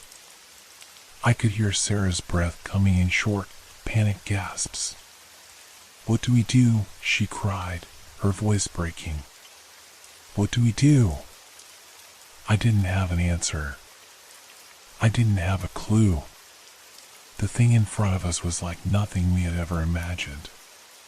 It wasn't just a creature of flesh and blood, it was a force, a presence that seemed to warp reality itself. Every instinct in me screamed to run, to hide, to escape, but there was no escape. The creature screeched again, louder this time, its head jerking forward as if to strike. And then, in one terrifying movement, it lunged, its massive beak snapping open. My heart skipped a beat, and I felt the cold rush of adrenaline flood my system. There was no more time for thinking. It was now a fight for survival. And I didn't know if we would make it out alive. Panic took over before I even realized what was happening. Mike was already moving, shouting for us to run, but the fear in his voice made the command feel like a death sentence. The creature was watching, its eyes gleaming in the moonlight, and I knew, deep in my gut, that there was no escaping it. It had us now. "Run!" Mike screamed, his voice desperate. He turned, sprinting toward the tree line, and the rest of us followed instinctively, our feet pounding the earth beneath us. But I couldn't help but glance back over my shoulder, just for a second. The creature was in the air again. Its wings beat with a terrifying speed, and I heard the swoosh of wind before I even saw it. It was coming for us, diving down in a blur of shadows and light. Its enormous form sliced through the air like a living missile, and then, screech, the sound of its call echoed through the woods, sending a jolt of pure terror through my veins. I pushed harder, my legs screaming in protest, my lungs burning. But the forest was thick, the underbrush dense, and the creature was faster, much faster. I heard the sound of its wings again, closer this time, the air suddenly heavy with its presence. The rush of wind followed, too close, too loud. A cry broke from Sarah's lips, sharp and full of fear, as she stumbled, her foot catching on a root. She went down hard, her body crashing to the ground with a sickening thud. I didn't stop, couldn't stop, but I heard her voice, faint and terrified. "Help!" I wanted to turn, wanted to go back for her, but there was no time. The creature was almost upon us, its shadow darkening the ground as it dove toward us once again, its screech so loud, so piercing, it felt like my skull was about to split open. Mike was ahead of me, shouting, urging us to keep moving. "Keep going. Don't stop," he shouted, his voice raw with panic. But then, I heard the snap of wings, louder than anything I ever heard before, and the rush of air was so powerful it almost knocked me off my feet. I didn't look back, but I could feel the presence of the creature hovering just above us, its beak snapping through the night air as if it were trying to pick us off one by one. I knew it could be anywhere, and I could already feel it watching us, like a predator toying with its prey. We kept running, stumbling through the dense undergrowth, the air thick with dread. The woods seemed endless, the darkness all-consuming. But I could feel it closing in around us. Something out there, in the trees, was watching us, hunting us. And it wasn't just the creature anymore. It was the forest itself. I could hear the heavy beat of the creature's wings behind us, but I dared not look back. The sound was deafening, filling the air like a drumbeat. My chest burned, my legs felt like they were made of lead, but I forced myself to keep running. I had to, there was no choice. The only thing that mattered now was survival. Then, a voice broke through the chaos, ragged and out of breath. It was Mike. This way. There's an old cabin up ahead. I barely registered the words. My brain was too clouded with panic, my thoughts scattered. But I followed him, instinct overriding everything else. Through the trees, there it was, just a silhouette at first, but then it became clearer, an old, weather-beaten cabin tucked away in a clearing. The creature's screeches grew louder. It was diving again, swooping down through the trees with terrifying speed. It was getting closer, too close. I could feel its wings brushing through the air above us, the force of its descent pushing the wind into my face, making it harder to breathe. We had no choice but to reach the cabin. We were almost there when I heard something, an unnatural sound that made my blood run cold. The creature's shadow passed overhead, blocking out the sky entirely, and I felt its presence right above us. My skin crawled. It was waiting. Move! Mike yelled, his voice cutting through the air like a command. We reached the cabin in a frenzied rush, slamming into the door with our shoulders, desperate to get inside.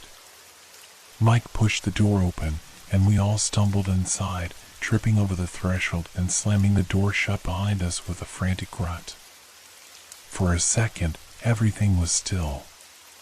The only sound was our ragged breathing, the thud of our hearts beating wildly in our chests. We were inside. We were safe for the moment. But we knew it wasn't over. The creature was still out there. I could feel its presence like a weight pressing down on me. The air was thick with the same sense of dread, the same unnatural silence that had gripped the forest earlier. We had made it inside, but we were still trapped. Outside, the creature screeched again, the sound carrying through the cabin walls like a warning. We were being hunted, and there was no way to know if we would make it out alive. The air inside the cabin was thick with the smell of mildew and decay, the kind of stale scent that suggested it hadn't been touched in years.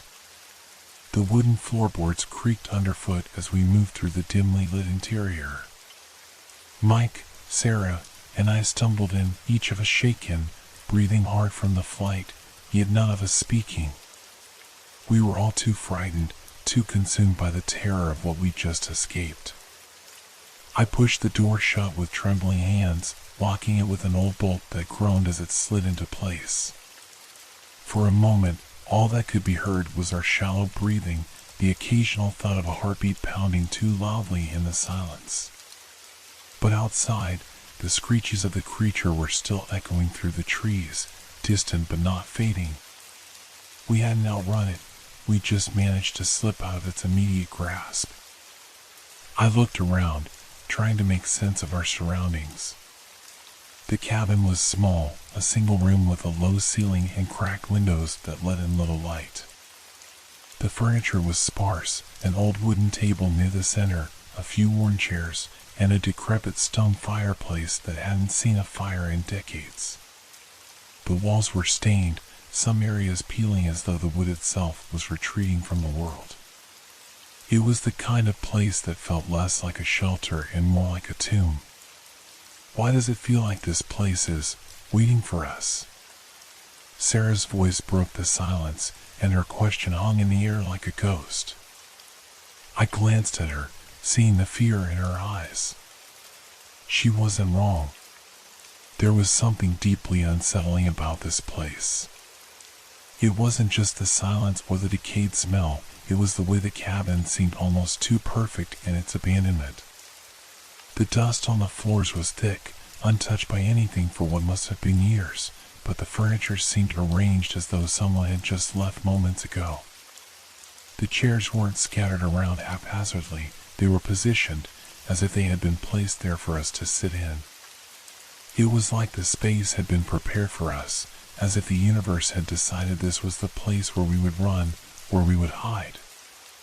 "We're safe for now," Mike said, his voice a bit too steady, as if trying to convince himself. But his eyes darted nervously around the room, his gaze falling on the dark corners. "We need to rest. We're no good to each other if we can't think straight." I nodded, but I wasn't sure how much rest we could get. The adrenaline was still pumping through my veins, making it impossible to sit still for more than a few moments. My mind raced, running through the sequence of events that had led us here. The creature, the terror. Ben was still out there, somewhere.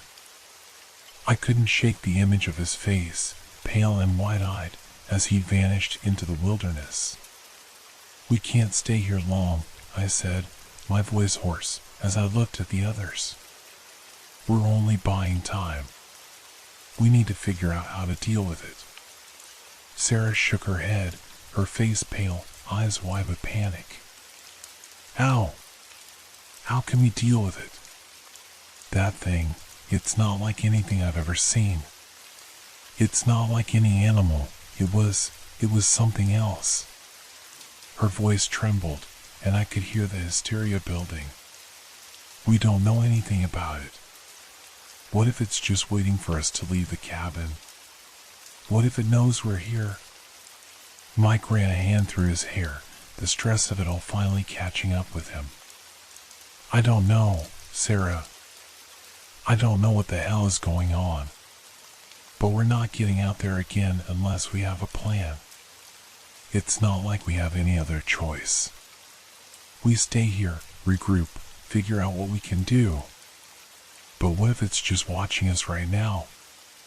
Sarah asked, her voice breaking.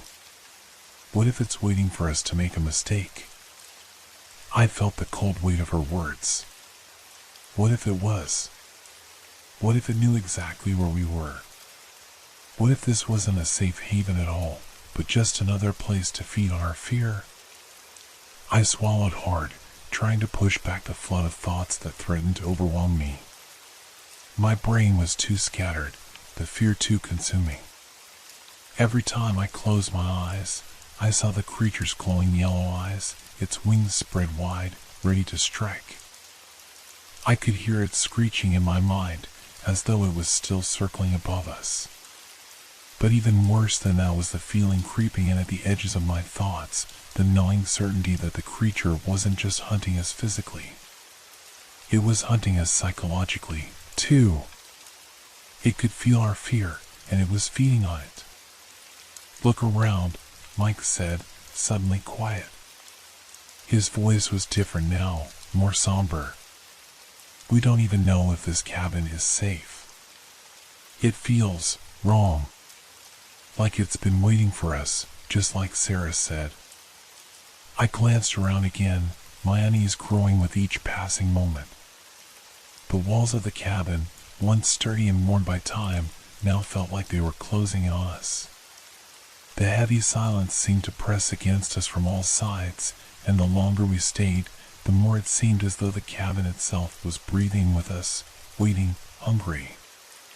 A sudden gust of wind rattled the windows, making the old wood groan. I flinched, my heart racing. Was it the creature, circling, watching, waiting for us to crack under the pressure? Or was it something more? We need to stay calm, Mike said, breaking the silence. His voice was tight, but there was a new edge to it, a quiet desperation in his eyes. The creature doesn't know where we are yet. We've still got a chance. But we have to stay strong. We can't let this place get to our heads. It wants us to break. It wants us to fall apart. I wasn't sure if I believed him, but I nodded anyway. We had no choice but to try to hold it together. But I could feel it then, the weight of the fear seeping into my bones.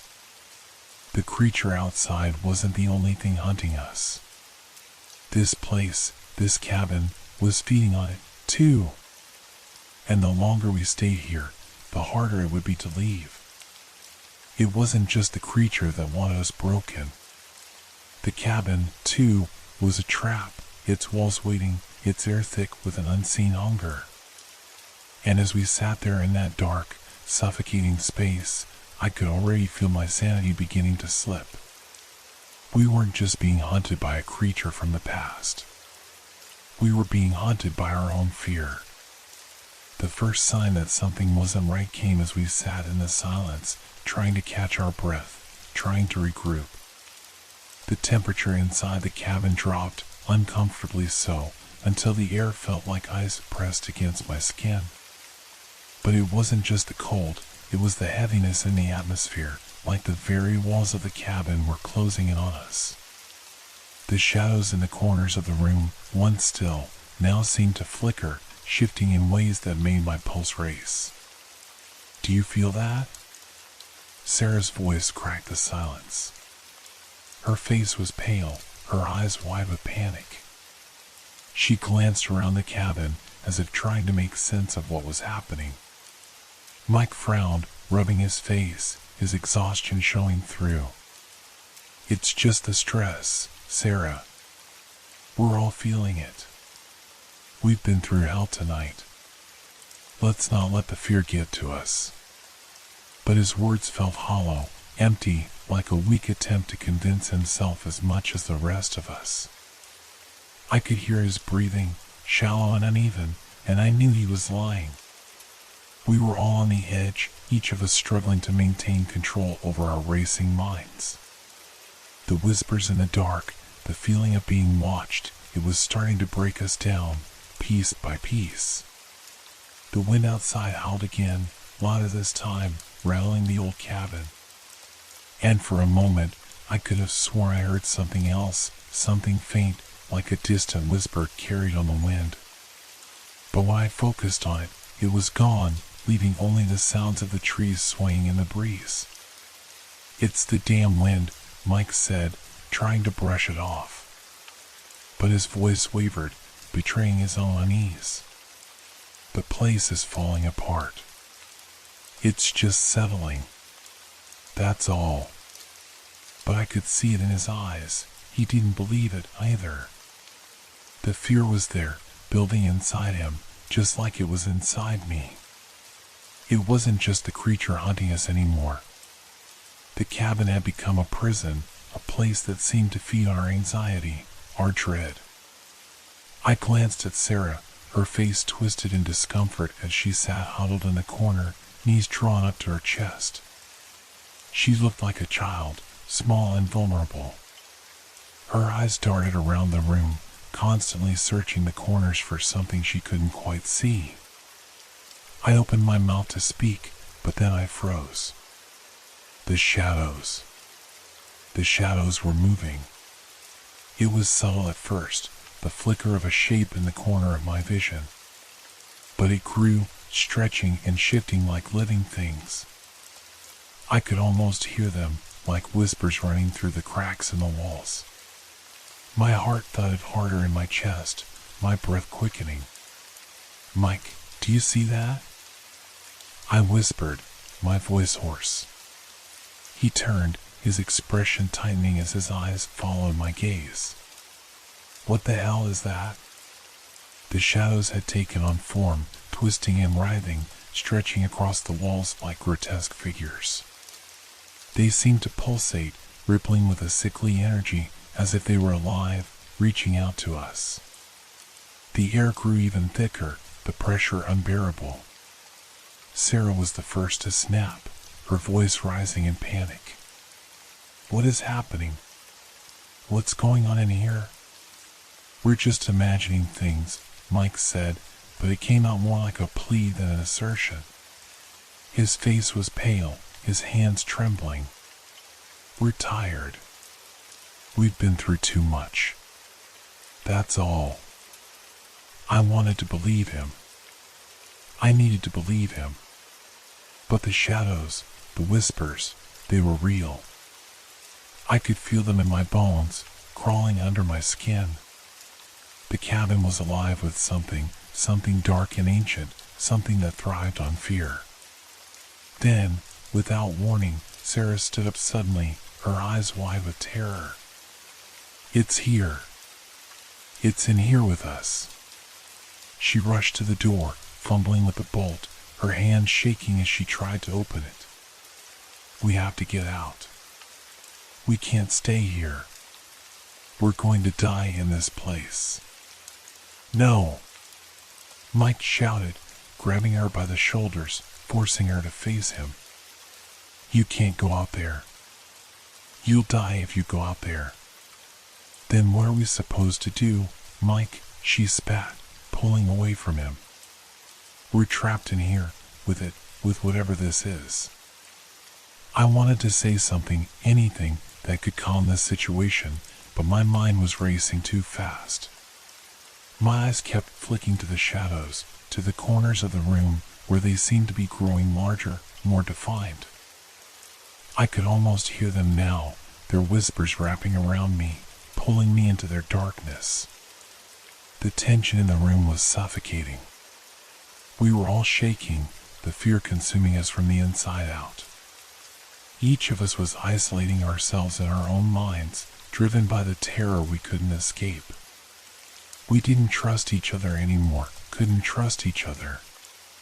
The creature wasn't the only threat here. It was the cabin, and the fear it fed upon, that was driving us apart. "You hear it too, don't you?" Sarah hissed, her eyes wild with panic. "The whispers, the shadows. It's not just us, Mike. Something is here. Something is alive in this place." Mike's expression faltered, and I saw the fear in his eyes, the same fear I felt growing inside me. He opened his mouth to say something, but no words came out. The whispers were louder now, pressing into my skull, making it feel like my head was going to explode. The shadows, they weren't just shadows anymore. They were figures, dark, twisted figures, reaching toward us. We were losing control. "Stop!" I screamed, my voice breaking. "We're falling apart. The thing is out there, but we're killing each other in here." For a long, terrible moment, no one spoke. We all stood frozen in place, eyes darting nervously between each other, then to the shifting darkness, and finally to the door, which felt like the only escape but also the only death. I couldn't tell how long we stood there, caught in the grip of our own terror, but something snapped in the silence. The walls groaned, a deep, unsettling sound like the bones of the cabin itself were shifting. It came from inside the walls, like something was moving, pushing against them, trying to break free. The whispers grew louder, more insistent, and I knew in my heart that the thing that had been haunting us outside had now invaded this place. And it was feeding our fear. We were trapped. And it wasn't just the creature outside that was hunting us. The cabin, the shadows, the whispers, they were hunting us too. The night felt heavier than it ever had before. The air in the cabin was thick, saturated with the oppressive silence that had swallowed us whole. We lay in our makeshift beds, huddled in the dim light of a single flickering lantern. Every creak of the old wooden structure, every gust of wind outside seemed magnified, distorted, as if the night itself was conspiring against us. I couldn't shake the feeling that the shadows in the corners of the room were watching, waiting for the right moment to strike. I had just begun to drift into an uneasy sleep when I heard it, the sharp, guttural sound of Sarah's scream slicing through the stillness. It was raw, desperate, and full of terror. My heart leapt in my chest, and I bolted upright, gasping for air, my mind racing to catch up. "Sarah!" I shouted, scrambling out of bed and rushing toward the sound of her voice. Mike was already there, his face pale with fear, his eyes wide as he frantically pulled open the door to her room. Sarah was standing at the window, her hands pressed against the glass, her eyes locked on something outside. Her breath came in ragged gasps, her body trembling as if she had just seen a ghost. "What happened?" I demanded, grabbing her shoulders, trying to steady her. "What did you see?" Her voice was shaky, barely a whisper. It's out there. I saw it, the creature." "Where?" Mike's voice was tight with panic. He turned to the window, squinting into the darkness, but all he could see were the shadows of the trees swaying in the wind, the faint glow of the moon filtering through the branches. Sarah's eyes were wide, unblinking, staring out into the night as though she could still see it. It was right there, hovering, just outside. It was watching me. I could feel the tension in the air, a sharp, crackling unease that seemed to pulse with each of Sarah's words. "What do you mean hovering?"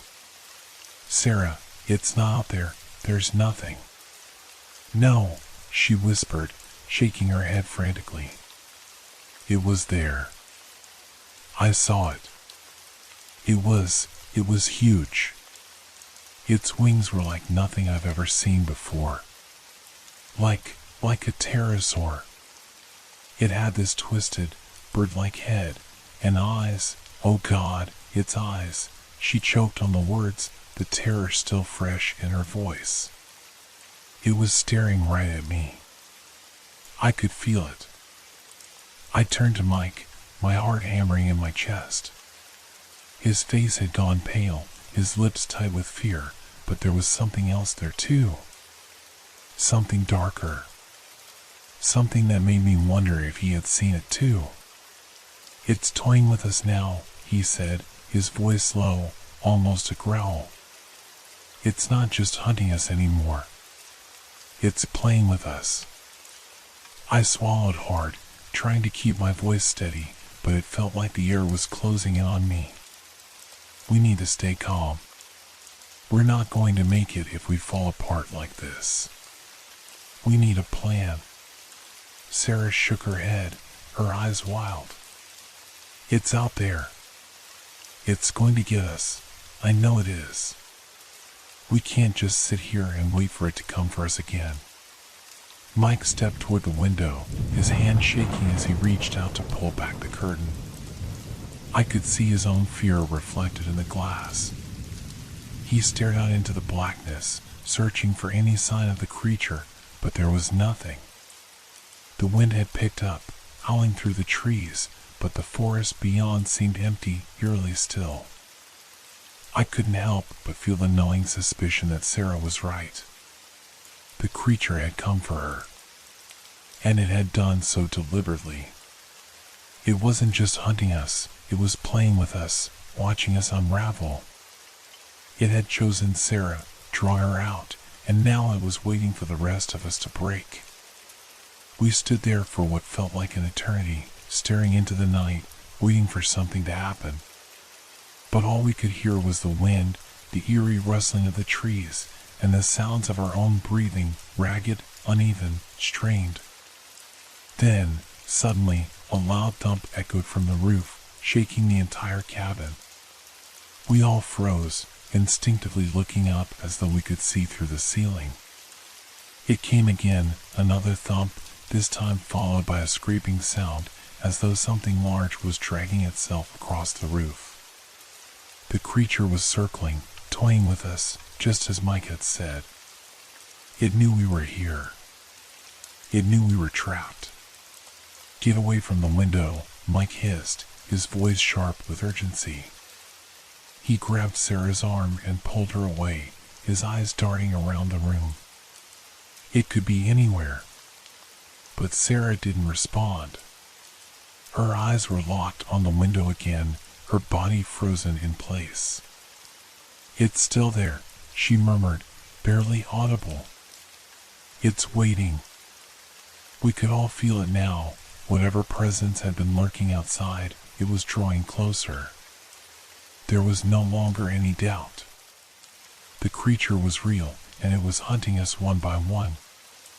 And every time we thought we had escaped it, every time we convinced ourselves it was gone, it would come back. Stronger. More insistent. We weren't safe.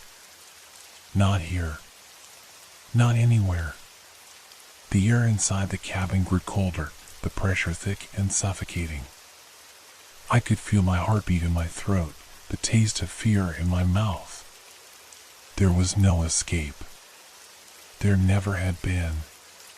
The creature was here, and it was just waiting for the moment to strike. The whispering in the dark grew louder again. And I knew that it was only a matter of time before it came for us. The silence inside the cabin felt suffocating. Every creak of the old floorboards beneath our feet seemed deafening, like a warning, a reminder that the creature was still out there, circling us like prey. But it wasn't just the silence that had me on edge. It was the way the wind had shifted, how it now carried something else, something unnatural. At first, I thought it was just my mind playing tricks on me, the tension of the night warping reality. The wind howled, a strange, eerie sound that seemed to swirl and weave in patterns. Then came the screech. It was a sound that I had grown accustomed to, that horrific, animalistic cry echoing through the trees. But tonight, something was different. Tonight, that screech wasn't just a noise, it was a voice. I froze, my blood running cold. Mike and Sarah must have felt it too, because they went silent at the same moment, eyes wide, locked onto the window. The air seemed to vibrate with an intensity one couldn't explain, as though the world itself was being bent by the force of something far older, far darker than anything I had ever imagined. The screeches grew louder, more distinct, rising and falling in a rhythm that almost sounded like words. My heart thudded in my chest, and for a moment, I almost couldn't breathe. The creature was no longer just outside, circling like a predator. It was speaking, or trying to speak. But the words, they were twisted, distorted, unintelligible. Then, through the haze of the screeches, I thought I heard something. A word, maybe? Or a name? It felt like the words were being pressed into my mind, clawing their way through the walls of my consciousness. At first, I couldn't make sense of it, the sounds blurring together into an incomprehensible, maddening cacophony. But the more I listened, the clearer it became. Each screech felt more personal. It wasn't just an animal's call anymore. It was a voice, a thought. I could feel my skin crawl. My mind raced, trying to piece together the broken fragments of sound. But no matter how hard I tried, it slipped away like sand through my fingers. The creature was talking to us. Or to me. Its voice, it was a strange combination of a hiss and a whisper, deep and guttural, but sharp with an edge of something far colder. I felt its presence like an oppressive weight in the room, suffocating, threatening. It wasn't just hunting us, it was toying with us, feeding our fear. You know me. The words were faint, but they pierced through the screeches like a sharp blade. I spun around to face Mike and Sarah, but neither of them seemed to have heard it. They were staring at the door, eyes wide with terror, their breaths shallow. I opened my mouth to speak, but the words caught in my throat. I've always been here, waiting. It was as though the creature's thoughts were wrapped around mine, infiltrating my mind. I could feel them curling through my thoughts, twisting them, turning them into something dark and terrible. The words weren't clear, but they didn't need to be. I could feel the intent behind them, the malice, the hunger, the recognition. It knew me. It knew all of us. I staggered backward, my legs weak, my head spinning. The creature wasn't just hunting us in the physical world, it was inside us now, in our thoughts. It had invaded our minds, sinking its claws into the very core of our being, feeding off our fear. I could hear its voice in my head now, louder, clearer. Run, if you can. It wasn't just a threat. It was a command. A cruel invitation. The creature was taunting us, forcing us to confront the deepest, darkest corners of our own fear. The longer we stayed here, the more we fed it. It wasn't just hunting us for food. It was hunting us for fear. And it had tasted mine. I looked at Mike and Sarah.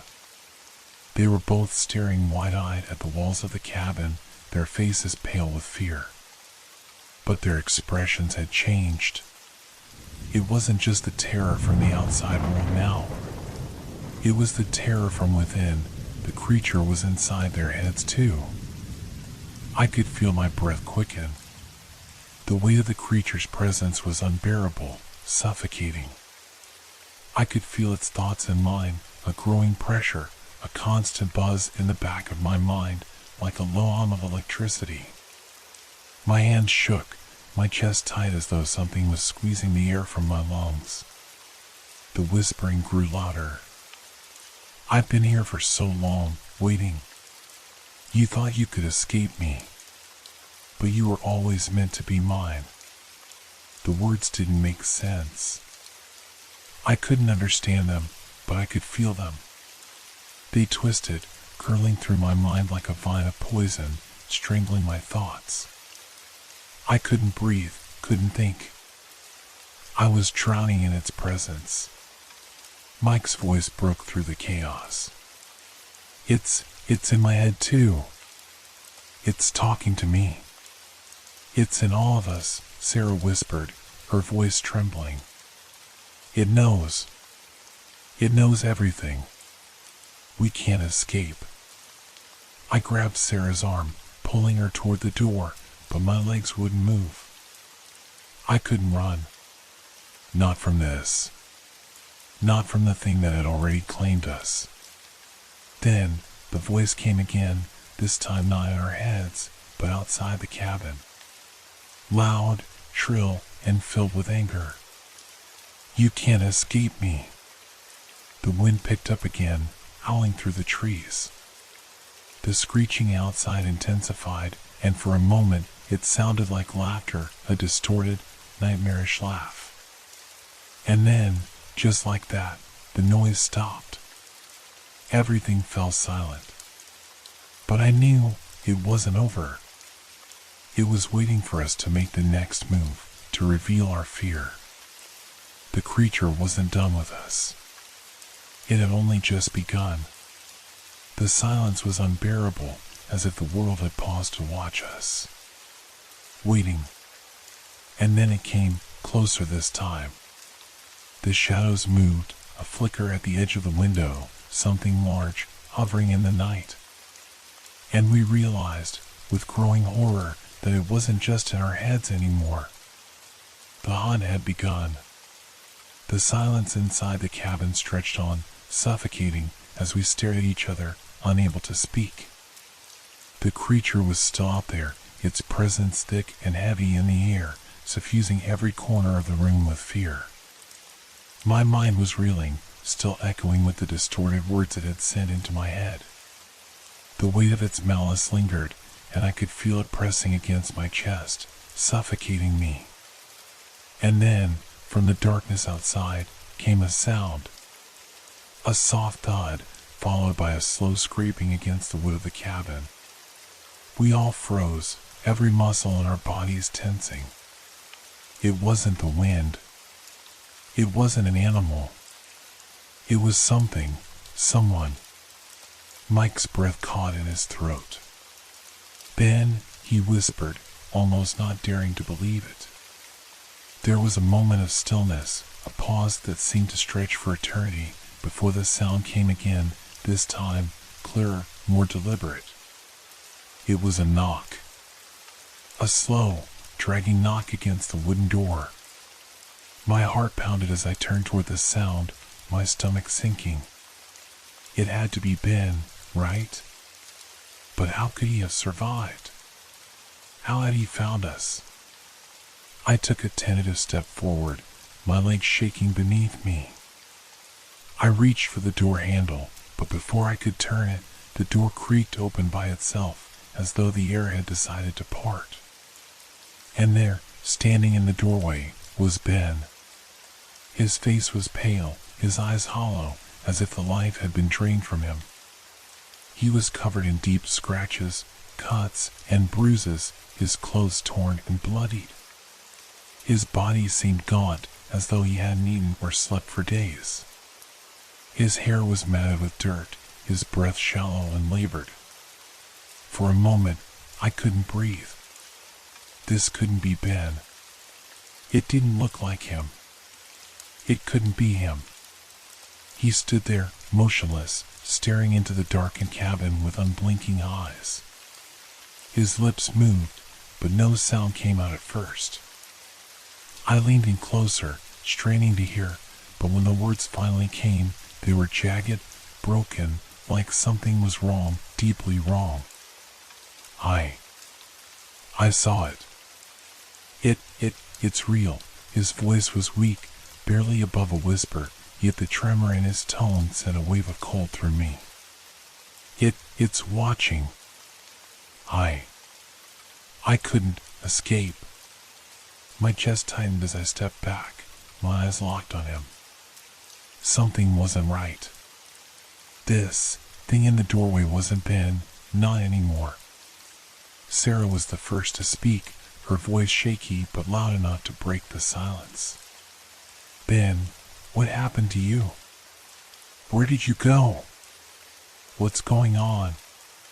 He didn't respond. Instead, his eyes flicked to the side, to the empty space beyond the cabin. A shiver ran through me as I followed his gaze. There was nothing there, just the same swirling blackness of the night. But I couldn't shake the feeling that whatever he was looking at was real. Something was there. Something was watching us. And then Ben spoke again, his voice even softer this time. "It knows me. It calls." I stepped forward, the hairs on the back of my neck standing up. "Ben, it's us. It's Mike and Sarah. What happened to you? Please, tell us. Are you all right?" But his gaze didn't shift.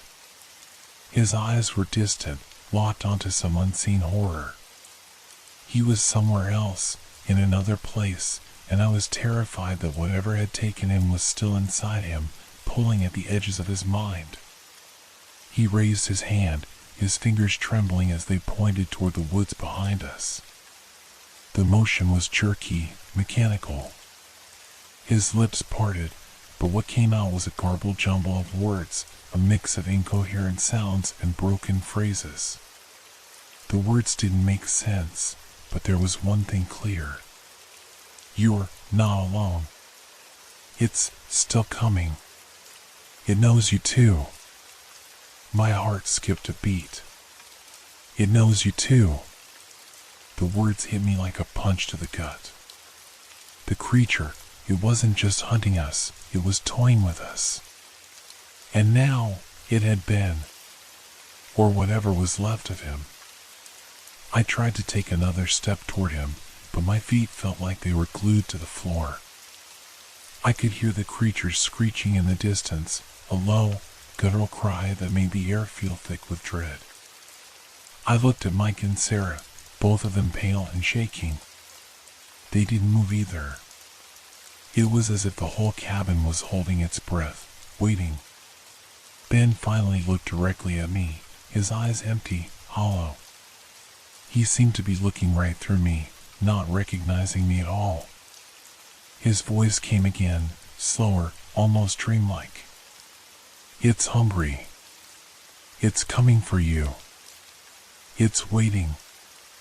I didn't know what to do. Ben was back, but he wasn't really back. The thing that had taken him, it was still with him, inside him.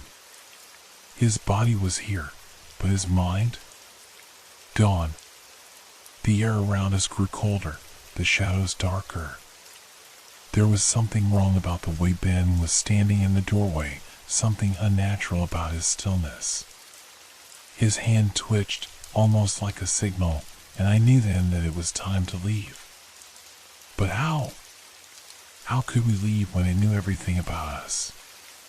How could we escape from a nightmare that was inside our heads, inside our hearts? The whispering in the distance was getting louder. The creature was closing in.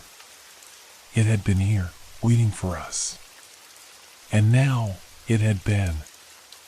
I couldn't stay here any longer. We had to run. But as I moved to pull the door closed, Ben stepped forward, blocking my way. His eyes flashed with something I couldn't place, something dark, something empty. And then, in a voice that wasn't his at all, that was so cold, so void of humanity, the creature spoke through him. "You can't escape." It was then that I realized we weren't just fighting for survival anymore. We were fighting for our very minds. For our souls.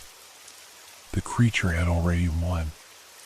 The cabin, once a refuge, now felt like a death trap.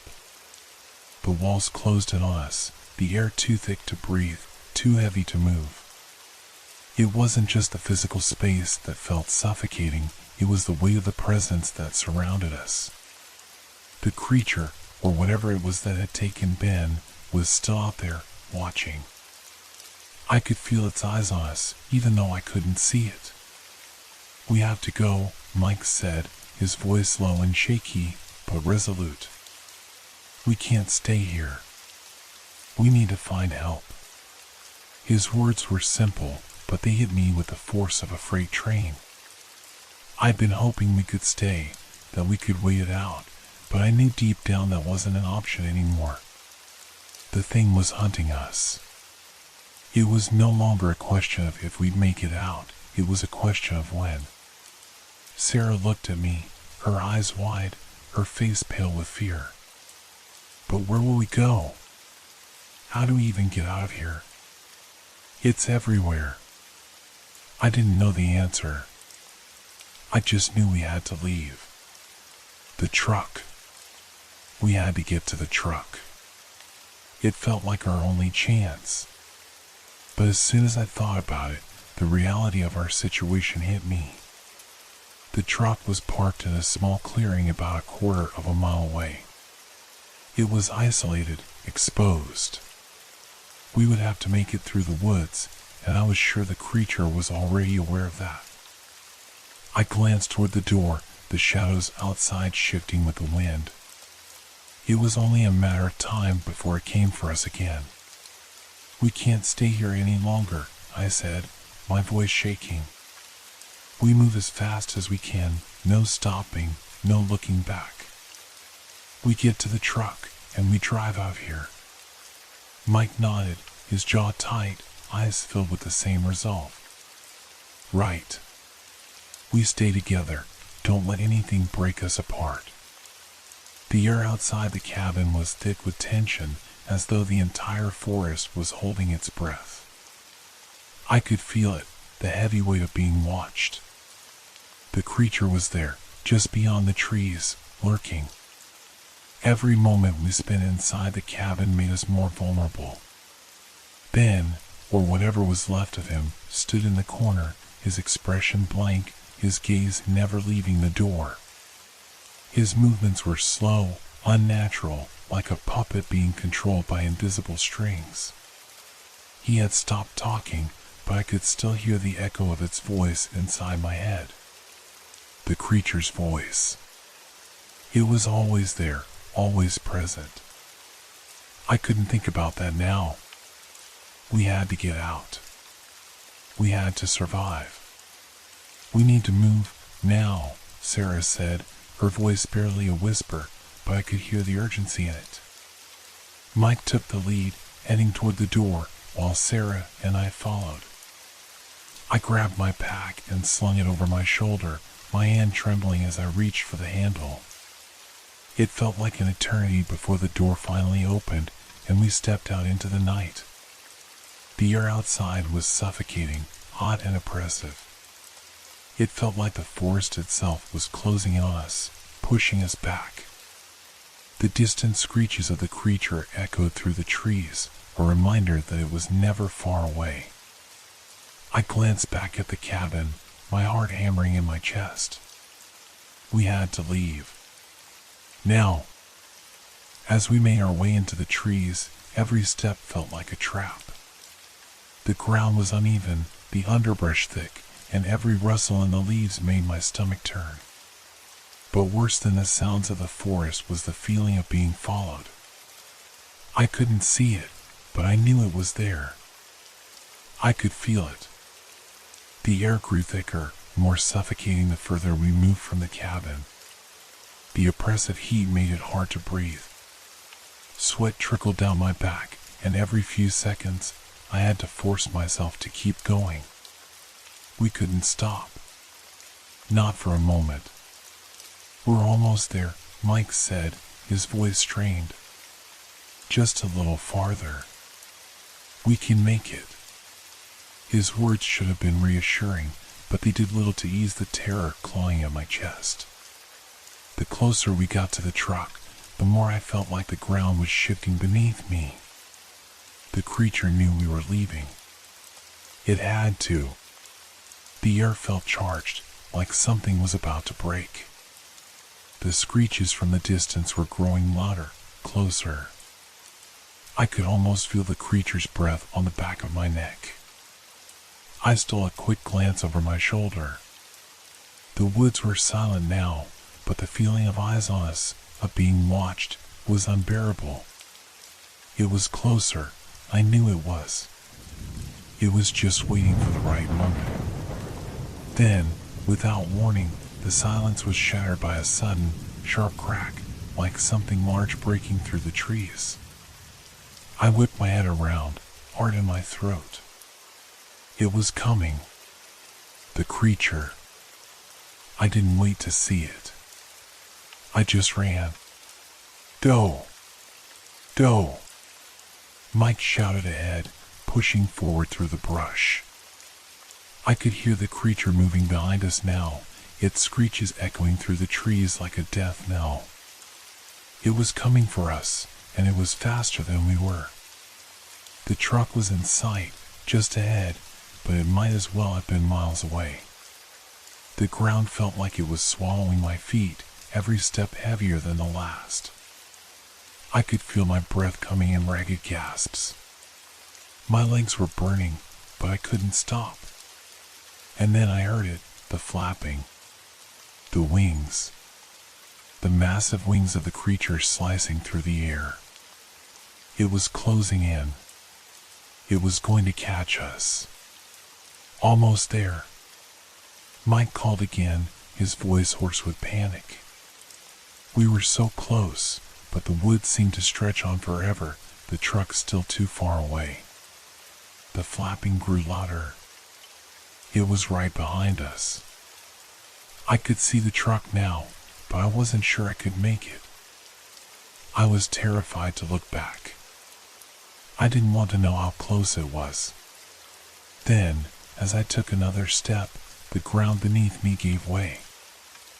I stumbled, my foot catching on a root, sending me sprawling forward. I hit the ground hard, the impact knocking the air from my lungs. I tried to scramble up, but my limbs felt heavy, uncooperative.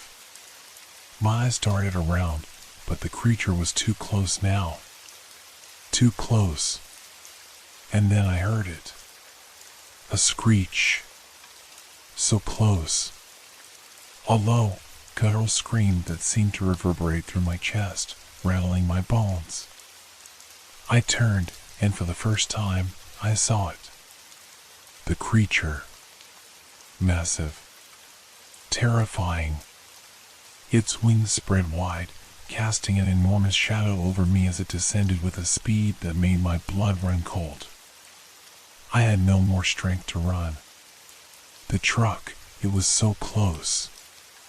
But it was too late. The woods felt different now.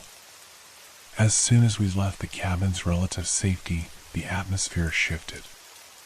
The trees loomed over us, tall and twisted, their branches like gnarled hands reaching out to stop us. The wind howled between the branches, almost like a warning, as though nature itself was protesting our presence. Each of us moved forward, but there was a weight in the air, something pressing down on our chests, making each step feel heavier than the last. We walked close to one another, our eyes constantly darting to the shadows, searching for movement we couldn't see. I could feel the sweat on my brow, my heart pounding too fast, too loud. Every rustle in the leaves, every snap of a twig beneath my feet made my skin crawl. Sarah walked ahead, her pace quickening, her eyes wide with panic. "It's getting closer," she muttered under her breath, though no one had asked. We all felt its eyes on us, watching from the distance. The creature was out there, and it wasn't going to let us go that easily. Mike kept his head forward, his jaw clenched, his hands flexing nervously at his sides. He didn't speak, but I could see the fear written on his face, even though he tried to hide it. Mike had always been the strong one, the one to keep things together when everything else fell apart. But now, I could tell it was taking everything he had to keep moving. We all felt it, the oppressive way of being hunted. It was like a living thing, crawling into our minds, twisting our thoughts. The wind seemed to change direction every few seconds, like it was alive, deliberately pushing us deeper into the woods. The ground beneath us was uneven, roots rising from the earth, threatening to trip us up. It was like the forest itself wanted us to fall, wanted to slow us down, to make us easy prey. Each step became a struggle, our bodies aching, our nerves on edge. My legs felt like lead, my breath coming too fast. The only thing keeping me moving was the terrifying thought that if I stopped, if I looked back, it would be there, right behind me. "Keep moving," Mike barked, his voice sharp. "We can't stop. We can't afford to." I nodded, even though my body screamed to rest. There was no rest in this place. We had to keep going. The truck was still too far, and the creature was out there, hunting us. Every sound, every shadow, made me jump, made me imagine it was already swooping down on us. I couldn't shake the feeling that its eyes were on me, following my every move. The path we were on seemed endless, winding through the woods with no clear direction. The further we went, the darker it became. The trees, once a comforting barrier, now felt like walls closing in, each branch like a hand reaching out to grab us, to pull us back. The wind was picking up now, screeching through the branches like an animal in pain. It was so loud, I could barely hear the sound of my own footsteps. But even in the deafening roar of the wind, I could hear something else, something far worse. A low, guttural growl, barely audible over the wind, but unmistakable. I froze, my heart hammering in my chest. It was close. Too close. "Did you hear that?"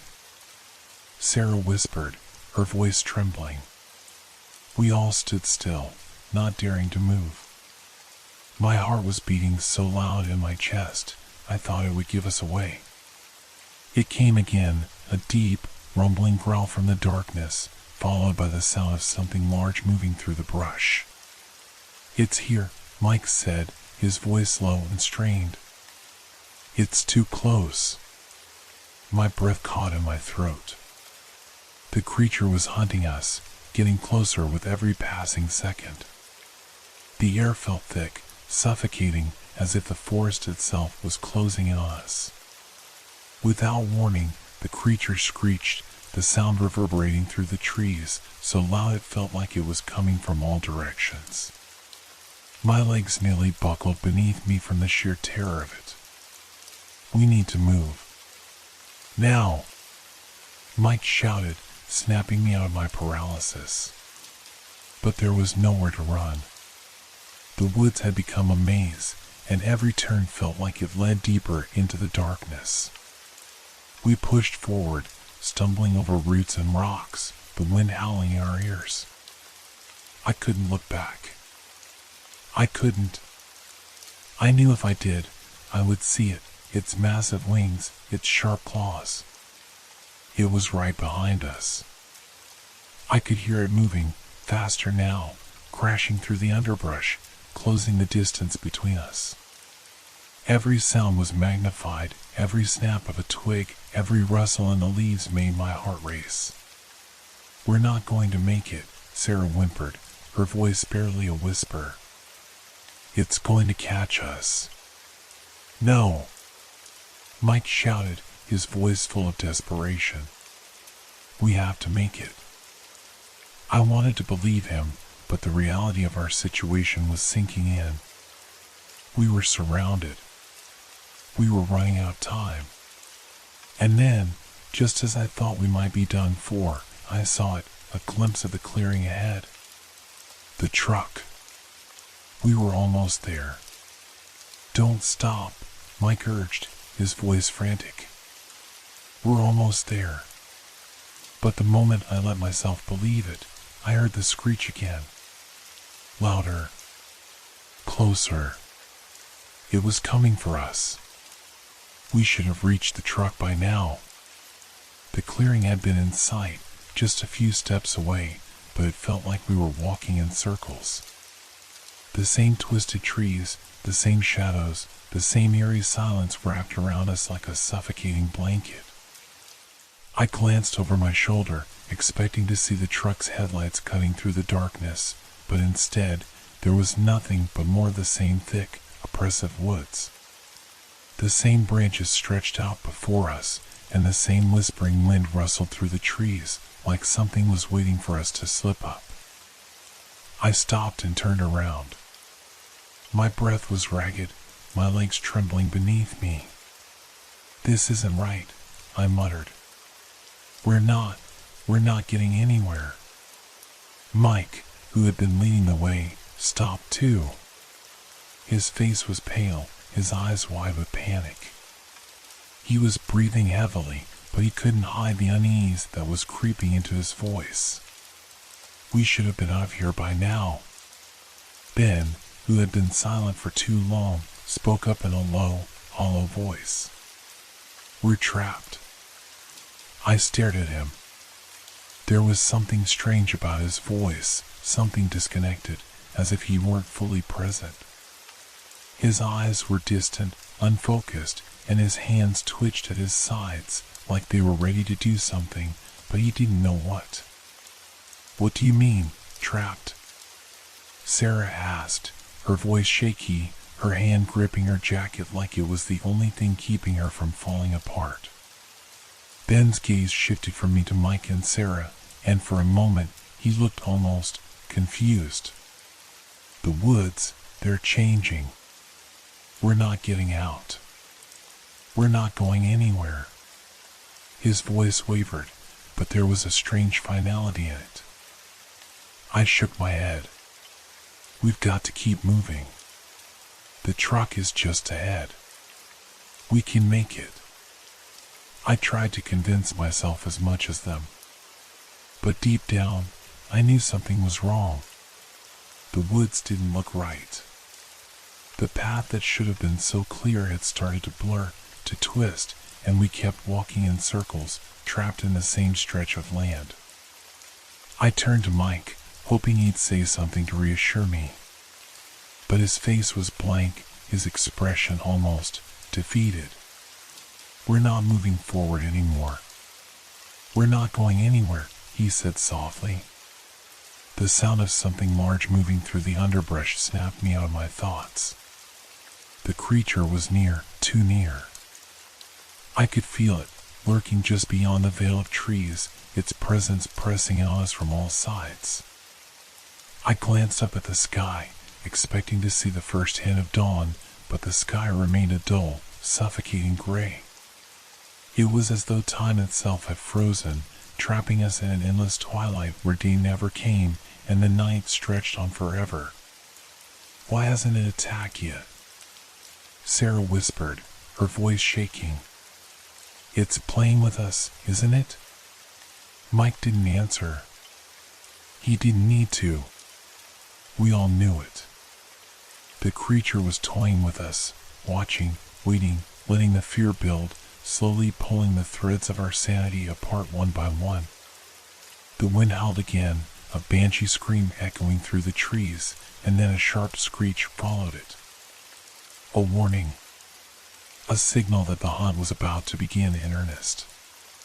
It was closing in, and there was nowhere to run. No matter how far we walked, the woods stretched endlessly, repeating the same twisted patterns, like we were caught in a loop we couldn't escape. "This isn't real," I whispered to myself, but the words had no meaning anymore.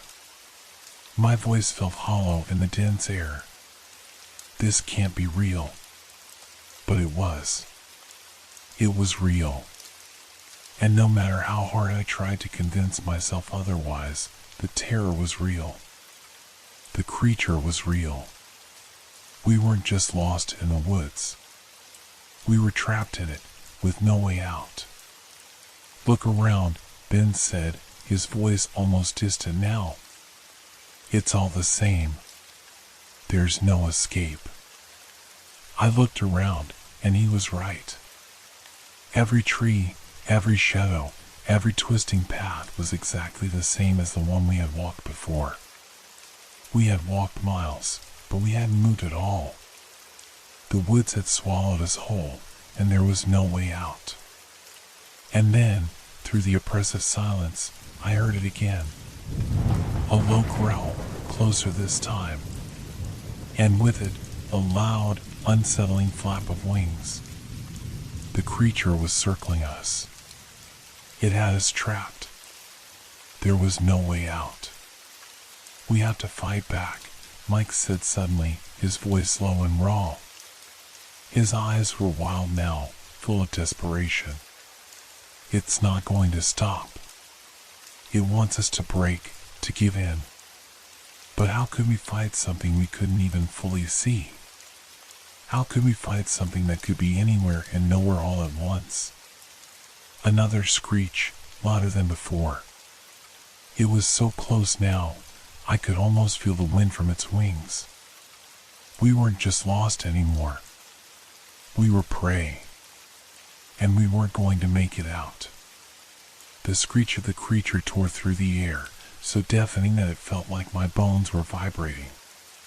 My heart hammered in my chest as I stumbled backward, eyes wide with terror. The wings, huge, leathery, and dark, unfolded above us, blocking out the little light that had remained. It was here. It was real.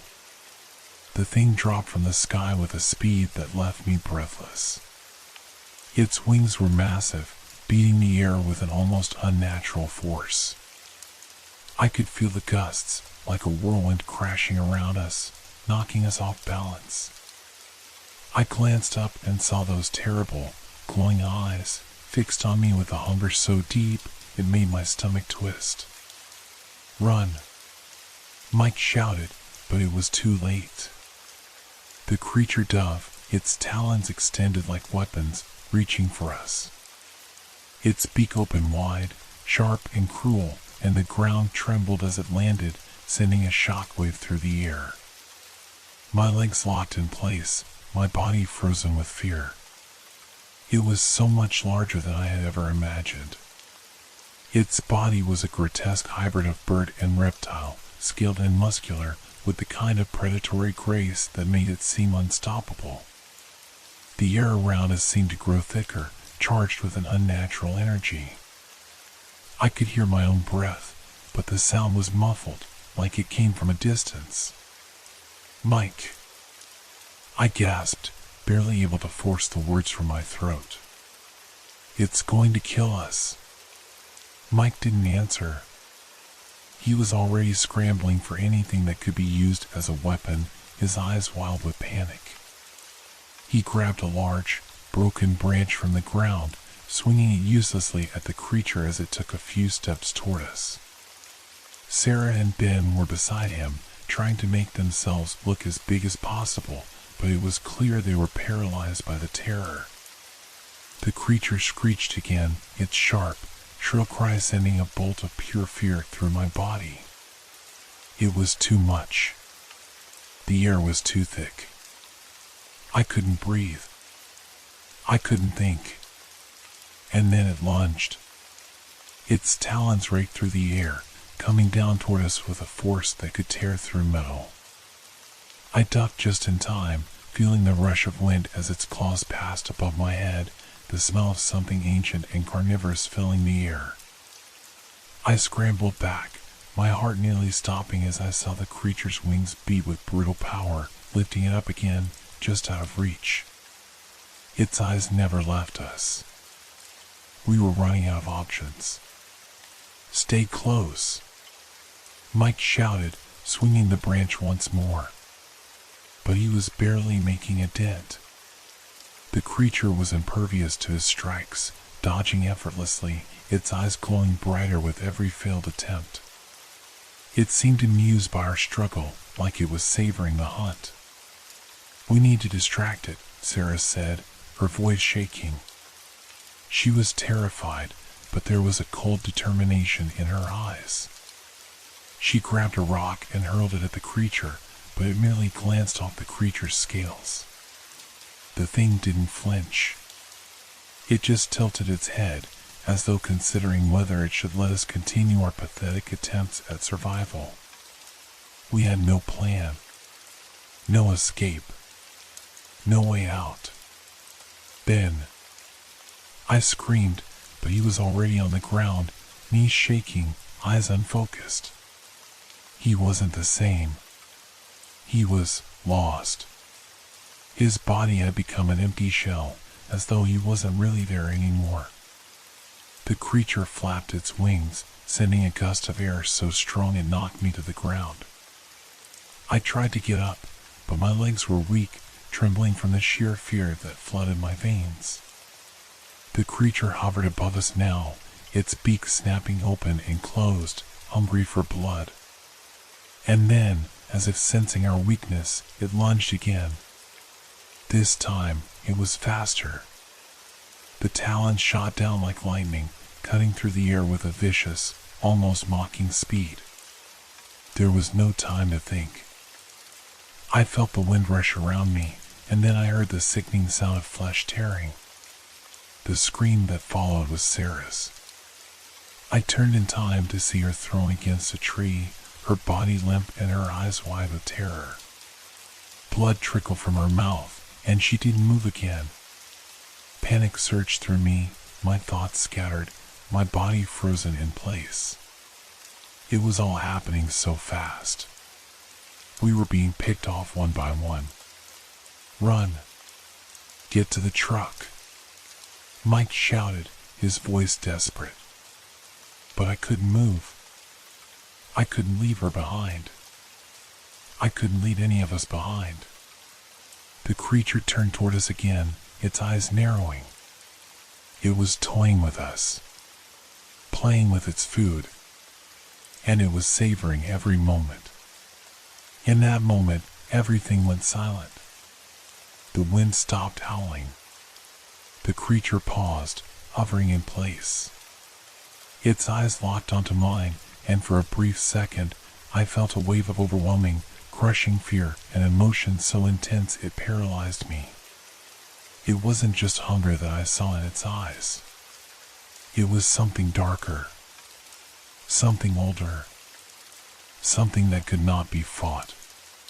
But then, just as quickly as the silence had come, the world exploded with sound again, the rush of wings, the screech of the creature as it dove at us once more, its eyes burning with hunger.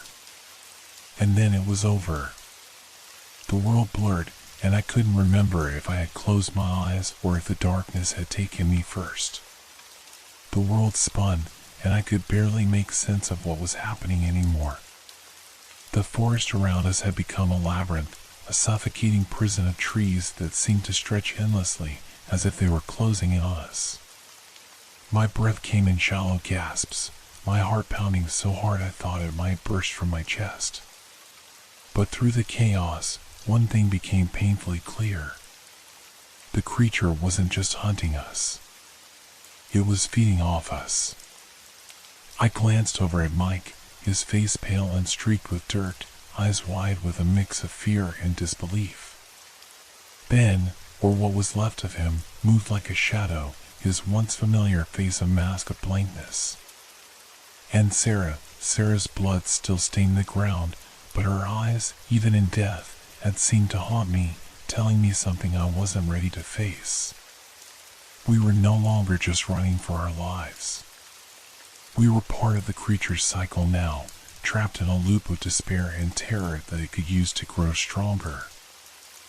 I staggered to my feet, the pain in my legs reminding me that I wasn't made for this kind of survival.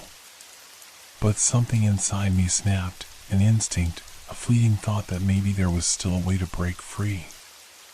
"Mike," I gasped, my voice shaky, it's feeding off us. It's not just hunting us. It's growing stronger." Mike's eyes met mine, and I saw the flicker of realization there, just as I felt it crawl up my spine. "The fear," he muttered. "The panic. It's all part of it. It's feeding off our despair." I could see it now, in the way the creature's eyes glowed brighter with every scream, every moment of weakness we showed. It wasn't just the act of terror that fueled it, it was the deep, paralyzing despair, the complete sense of helplessness that we were feeding it. The creature had made us part of its hunt, and now, as we panicked and struggled, it grew stronger. It was an insidious cycle, one that was impossible to escape without losing ourselves completely. I had to make a choice, stay in the cycle of fear and despair, or break it. "Run!" I shouted, my voice raw, but there was a coldness in it now, something distant and detached. We can't keep letting it win. It wants us to break. Don't let it. Mike didn't respond immediately. He was staring at the dark silhouette of the creature above us, its massive wings flapping as it circled. The sound of its screeching seemed louder now, deeper, as if it could feel our fear, feeding on it, growing stronger by the second. The creature was no longer just a predator. It had become a force. An ancient thing that thrived on the despair of its victims, using their panic to draw closer to them, to draw them into its grasp. And we were part of the food chain now. "It's too strong," Mike said, barely above a whisper, his voice trembling. "We're trapped, aren't we? It's too late." I felt a cold knot of dread tighten in my chest, and for a moment, I almost believed him. It seemed impossible to escape, the woods closing in tighter with every step we took, the creature's wings beating louder, the wind howling as if in agreement.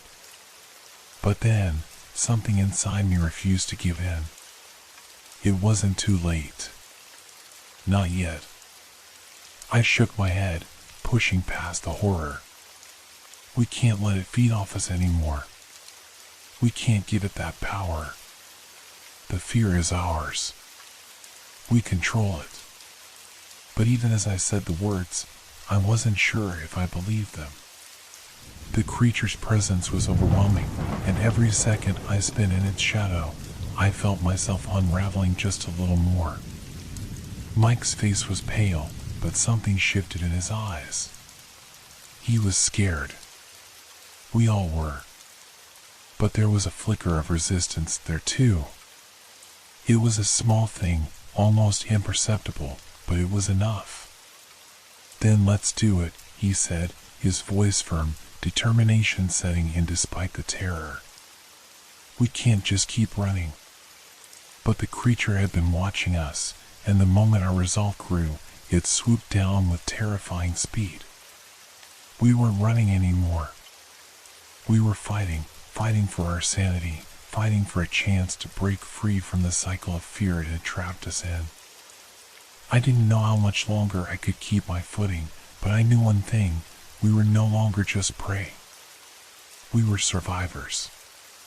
And for the first time since this nightmare had begun, I was determined to make sure it stayed that way. The air was thick with tension, and every breath I took felt like it was being smothered by the weight of the creature's presence. We were broken, each of us shaken to the core, struggling to remain steady as the terrifying reality of our situation settled in. We couldn't keep running in circles forever. The forest had become a twisted maze, the trees closing in like the jaws of some invisible beast. We had to do something, anything, to get out. The attack had come so fast, so overwhelming, that none of us had been prepared for it. The creature's massive wings had sliced through the air like a storm, its claws raking the ground as it descended with a speed I couldn't even process.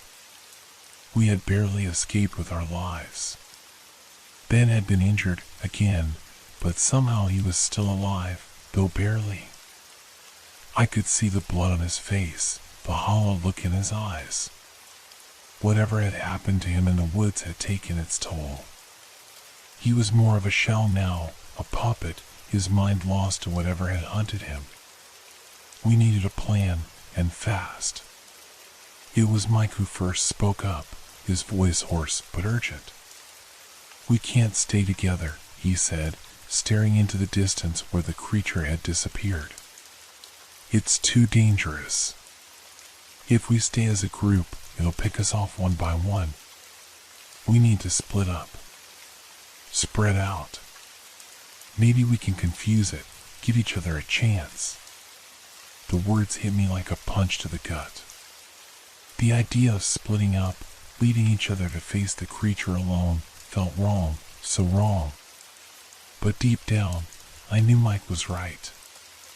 We were no longer a team fighting together. We were individuals, each trying to survive, doing whatever it took to escape. I had to swallow the gnawing fear in my gut that told me splitting up was just another way of signing our own death warrants. "It's the only chance we've got," Mike continued, his eyes scanning the shadows between the trees. "If we stick together, we're dead. We have to split up, confuse it, draw its attention away." There was a heavy silence as we all processed the gravity of what he was suggesting. But what choice did we have? The creature was no longer just something in the distance. It was part of the landscape, part of our nightmare.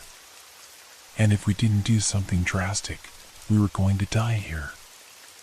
I looked at Ben, who hadn't said a word since the last attack. His face was pale, the blood from his injuries staining his clothes, but there was a strange, blank look in his eyes. Like he wasn't really with us anymore. Maybe he hadn't been for a long time. The fear was evident, but there was something more there, a resignation, maybe. He didn't speak, but I could tell he understood. He was ready to go along with whatever would give him a chance to get out of this nightmare. "All right," I said, my voice barely above a whisper. "We split up. But we don't leave each other completely. We go in pairs. Stay within shouting distance in case something happens." Mike nodded, the lines of tension on his face deepening. "No matter what, we don't stop. We keep moving. The creature can't hunt us if we don't let it. If we stand still, we're dead. The plan was desperate, but it was all we had. We had to keep moving, keep changing directions, keep making the creature question its next move. Every instinct in my body screamed at me to stay close to the others. I didn't want to leave Mike or Ben behind. I didn't want to face whatever hunted us alone. But I had to be rational, and rationality told me there was no choice. "I'll go with Mike," I said, turning to him. "Ben, you stay with Sarah. Keep in contact, no matter what." Ben nodded absently, and Sarah, looking as frightened as I felt, agreed. We each gathered what little strength we had left, pushing aside the fear clawing at our insides. We were on our own now. Every step felt like a betrayal, but it was our only hope. The creature was no longer just a shadow in the trees, it was hunting us. And now, it had to deal with us in pieces. We split off, each of us taking a different path into the woods. The trees felt like they were closing on us, their shadows deepening as the light began to fade. And somewhere in the distance, I could hear the creature's screeching call, a reminder that we had no time left. It was close. Mike's breathing was shallow as he crouched behind a pile of old debris in the dark, damp mine. The air was thick, like a weight pressing down on his chest. The faint smell of earth and rust mixed with the ever-present scent of fear that clung to his skin.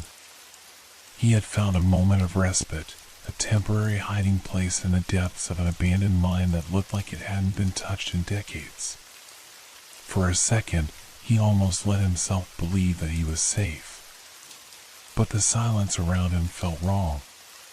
The stillness in the air was unnatural, as though the world was holding its breath, waiting for something to happen.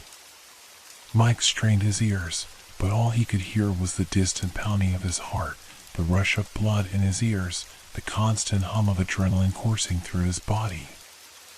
And then, almost imperceptibly, something shifted.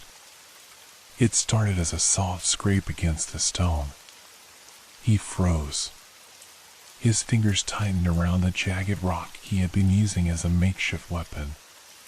His mind raced, trying to connect the sound to something, anything, that made sense. An animal? A rock falling? But no, it didn't make sense. There was no wind down here, no reason for the noise.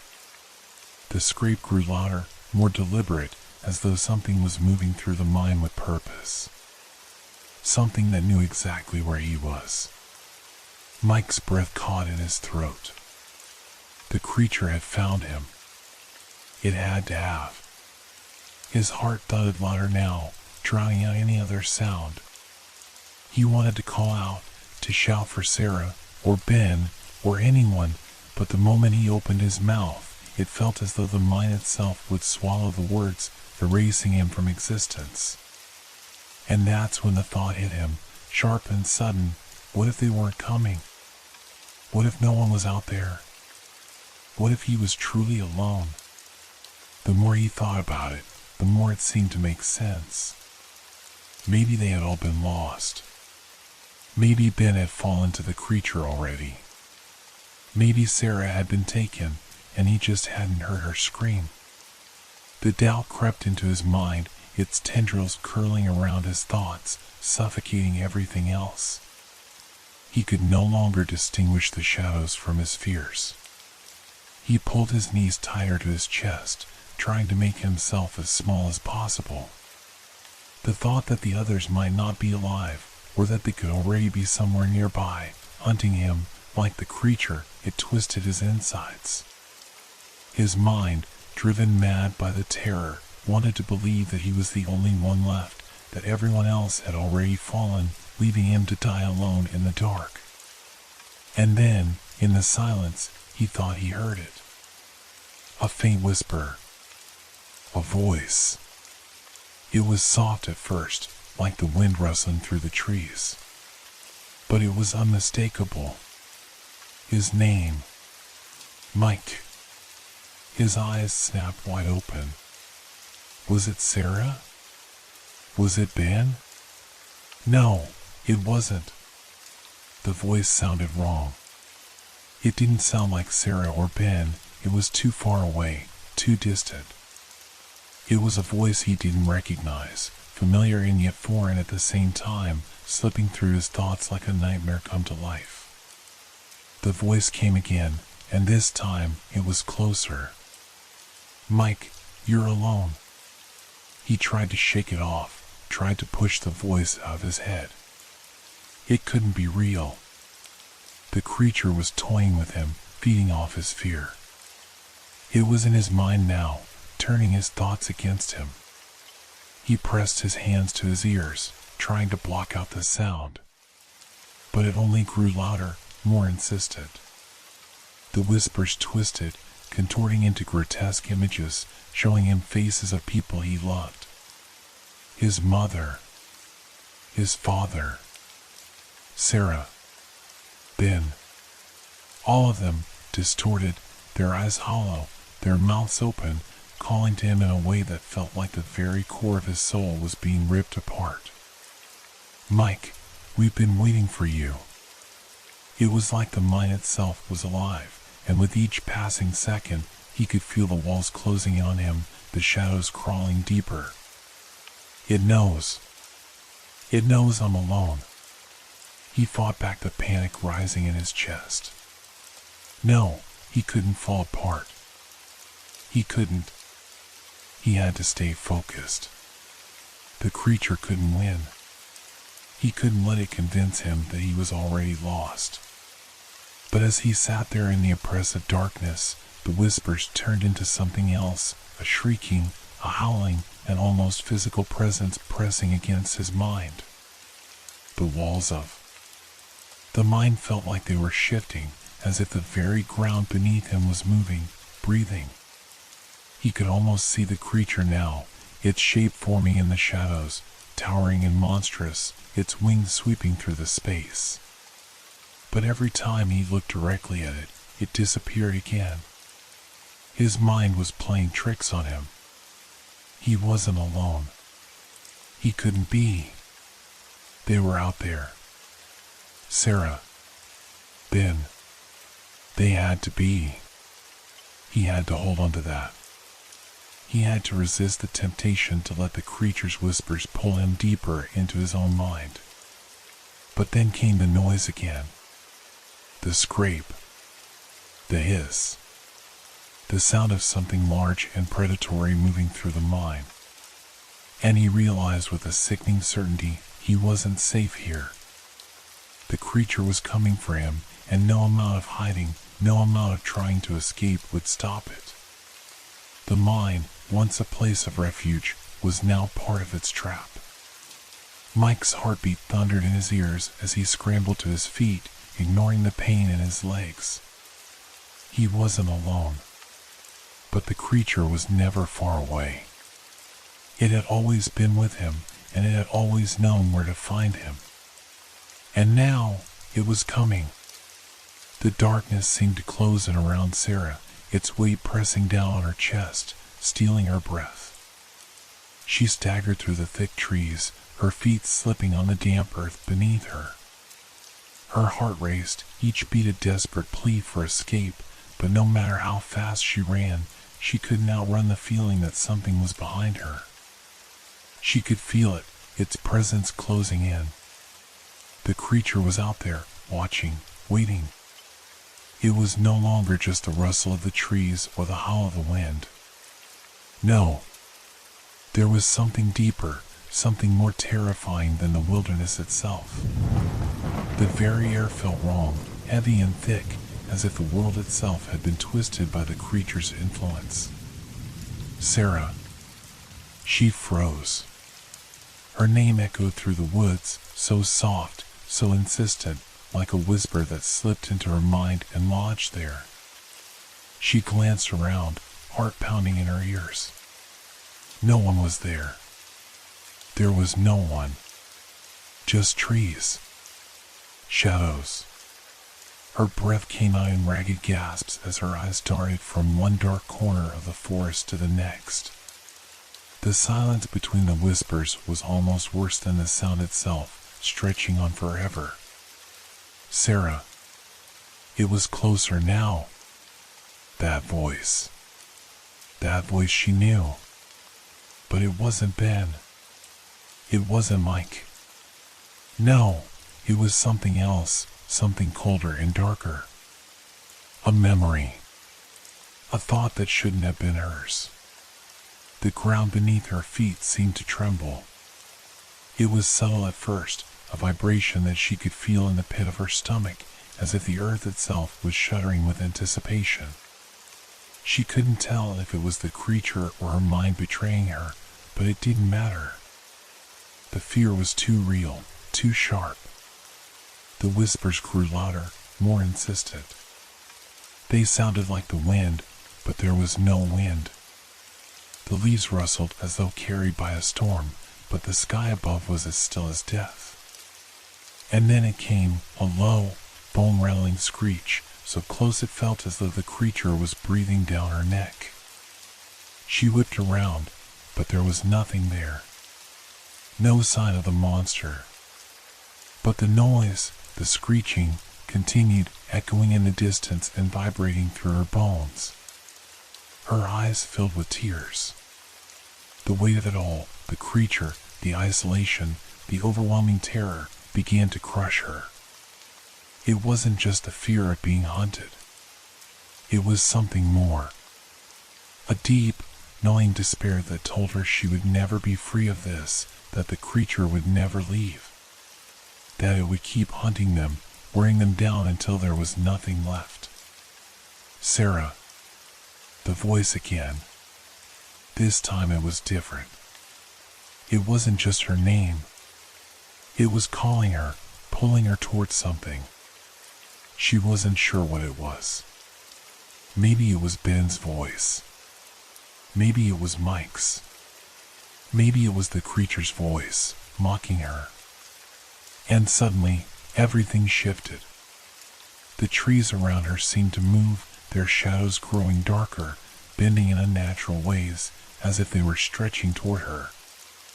The air felt colder, biting at her skin, and the ground beneath her feet seemed to pulse with an almost malevolent energy. The very earth itself was alive with fear. She stumbled, her legs giving out beneath her, and she fell to her knees. She tried to scream, but no sound came out.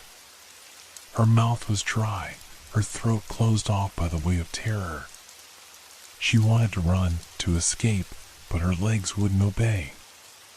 Her body felt heavy, paralyzed by the crushing weight of her fear. And then, through the darkness, she saw it. The shape. A silhouette, faint at first, but growing clearer with every breath she took. The creature. Its wings were outstretched, filling the sky with a shadow that swallowed the moonlight. Its long, jagged beak opened, revealing rows of sharp teeth. The body was massive, like that of a pterosaur, but twisted, like something not meant for this world. The creature's eyes gleamed with hunger, glowing in the blackness like burning coals. Sarah. It was no longer just a voice in her mind. It was in the air around her, vibrating through her chest. The creature was speaking to her, calling to her, pulling her into its grip. Her mind, already unraveling from the isolation and fear, began to snap. The creature wasn't just hunting them, it was feeding on their terror, their despair, growing stronger with every second. It was in her head now, twisting her thoughts, breaking her apart from the inside. Her breathing grew erratic. The whispers around her weren't just words anymore, they were fragments of thoughts, her own memories, twisted and distorted by the creature's power. Faces of people she loved, her family, her friends, now all distorted into grotesque, inhuman shapes, reaching out for her. Their voices blended with the creature's screeching, creating a maddening cacophony. And then she saw something that made her blood run cold. The creature's wings fluttered, and she realized it wasn't circling overhead. It was descending toward her, slowly, deliberately. Its gaze never left her. She tried to move, to get up, but her legs wouldn't cooperate. The creature was too close now, too real. There was no escaping it. The world around her started to fade, the edges of her vision growing blurry, and the ground beneath her seemed to shift, as though it was falling away into an endless void. The creature's screech was deafening now, its wings beating with an unnatural rhythm, and she could feel the air grow thin. As the creature closed in, the last remnants of her reality fractured. She was no longer sure where the fear ended and the creature began. All that was left was the darkness. The wind howled through the trees as the group huddled together, hearts pounding in their chests. The darkness seemed deeper now, more oppressive. The creature's presence was undeniable, its hunger like a weight in the air, a constant, suffocating pressure that made it difficult to breathe.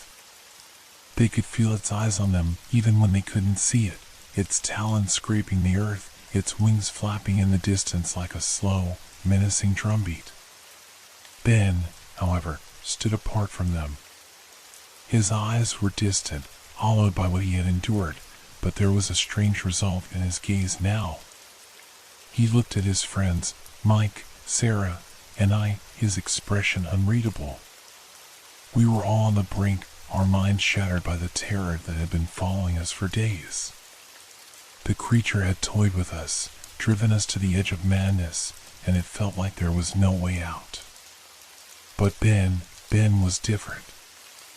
Something had changed in him. He wasn't just afraid anymore. He was something else. "We can't keep running," Ben said suddenly, his voice low but clear. It wasn't a question, it was a statement. His eyes locked on ours, and for a moment it felt like he wasn't really looking at us. Like he was staring past us, into something far darker. "I can give you all a chance." "What are you talking about?" Mike's voice was shaky, but there was a sharpness to it. He knew what Ben was implying, but he refused to believe it. We all did. Ben took a step back, moving toward the trees. "I'll distract it," he said, his voice steady despite the fear in his eyes. "You two, just go. Get out of here. I'll make sure it stays on me."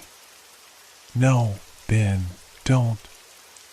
I shouted, but my voice felt weak, small, drowned out by the wind.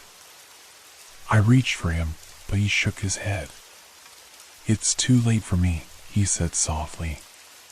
"But it's not too late for you."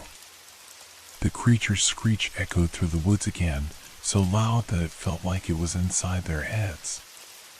The ground trembled with its approach, and the trees shook as though they were bowing before it. I could feel the air growing thicker, heavier, as if the creature were calling us, pulling us toward its jaws. But Ben was already moving. "We don't have a choice," he said, his voice now breaking through the chaos, his gaze never leaving the trees ahead of him. "Go. Go now. It'll follow me. I'll buy you time." For a moment, there was a silence, a stillness that felt unnatural. Then, Sarah reached out and grabbed my arm, her grip tight with fear, but also something else, determination. We had no time to argue. We had no time to change Ben's mind.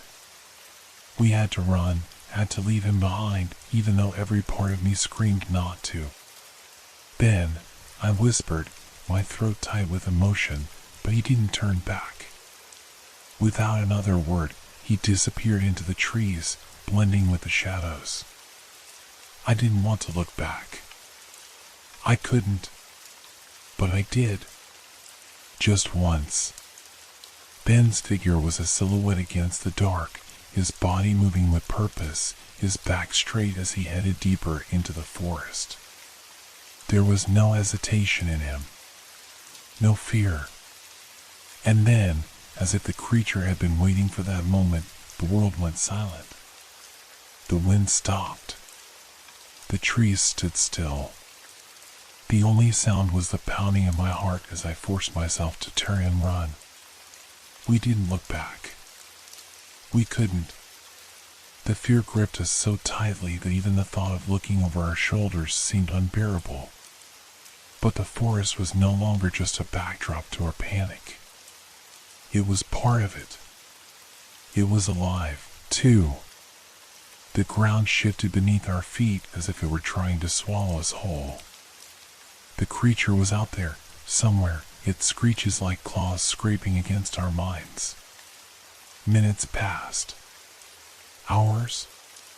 It was impossible to tell. But then, the sound. The ground shook again. The air grew heavy. And we could hear the terrible screech, louder than ever. It was close, so close. Too close. We were running out of time. And that's when it happened. A scream. It wasn't just any scream. It was Ben's scream. His voice, raw with pain, torn apart by the creature. We didn't have to look to know what had happened. We didn't need to see him to understand. The creature had found him. It was over. The shriek that followed made our blood run cold. It was a victory cry. The creature had claimed what it came for, and now it would turn its attention to us.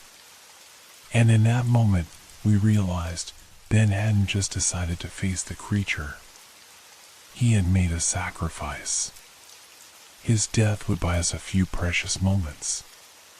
A chance to escape. A chance to survive. But as we ran, I couldn't shake the image of Ben's face, his gaunt eyes staring out from the dark, torn apart by the very thing that had stalked us all along. We couldn't save him, but we could honor his choice. We could only hope it was enough. We stumbled onto the road just as the first light of dawn broke through the trees. The air was thick, heavy with the scent of damp earth and the suffocating weight of the creature's presence. The forest around us felt like a living thing. Each tree seemed to watch us with hungry eyes, each rustling branch a silent warning. We had made it to the road. We were out of the woods, or so we thought. The terrifying chase was over, but the relief was short-lived. There was no safety in the road. No refuge.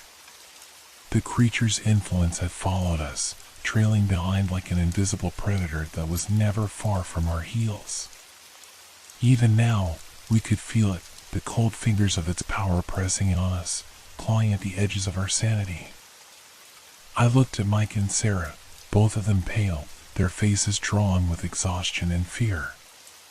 But there was something else in their eyes too, a flicker of disbelief. We had made it out, yes. But had we really escaped? Was the terror behind us, or was it only waiting for the moment to strike again? I can't hear it anymore, Sarah whispered, her voice shaky.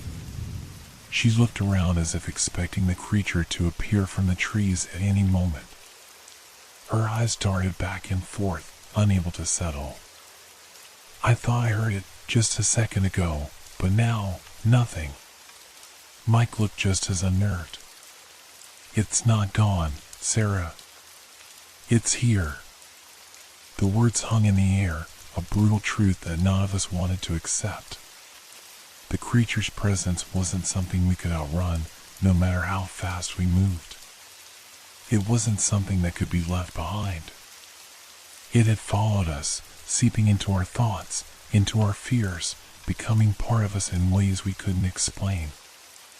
I tried to steady my breath, to calm the racing thoughts in my head. But even the road seemed wrong now. The ground beneath our feet felt unstable, shifting like quicksand.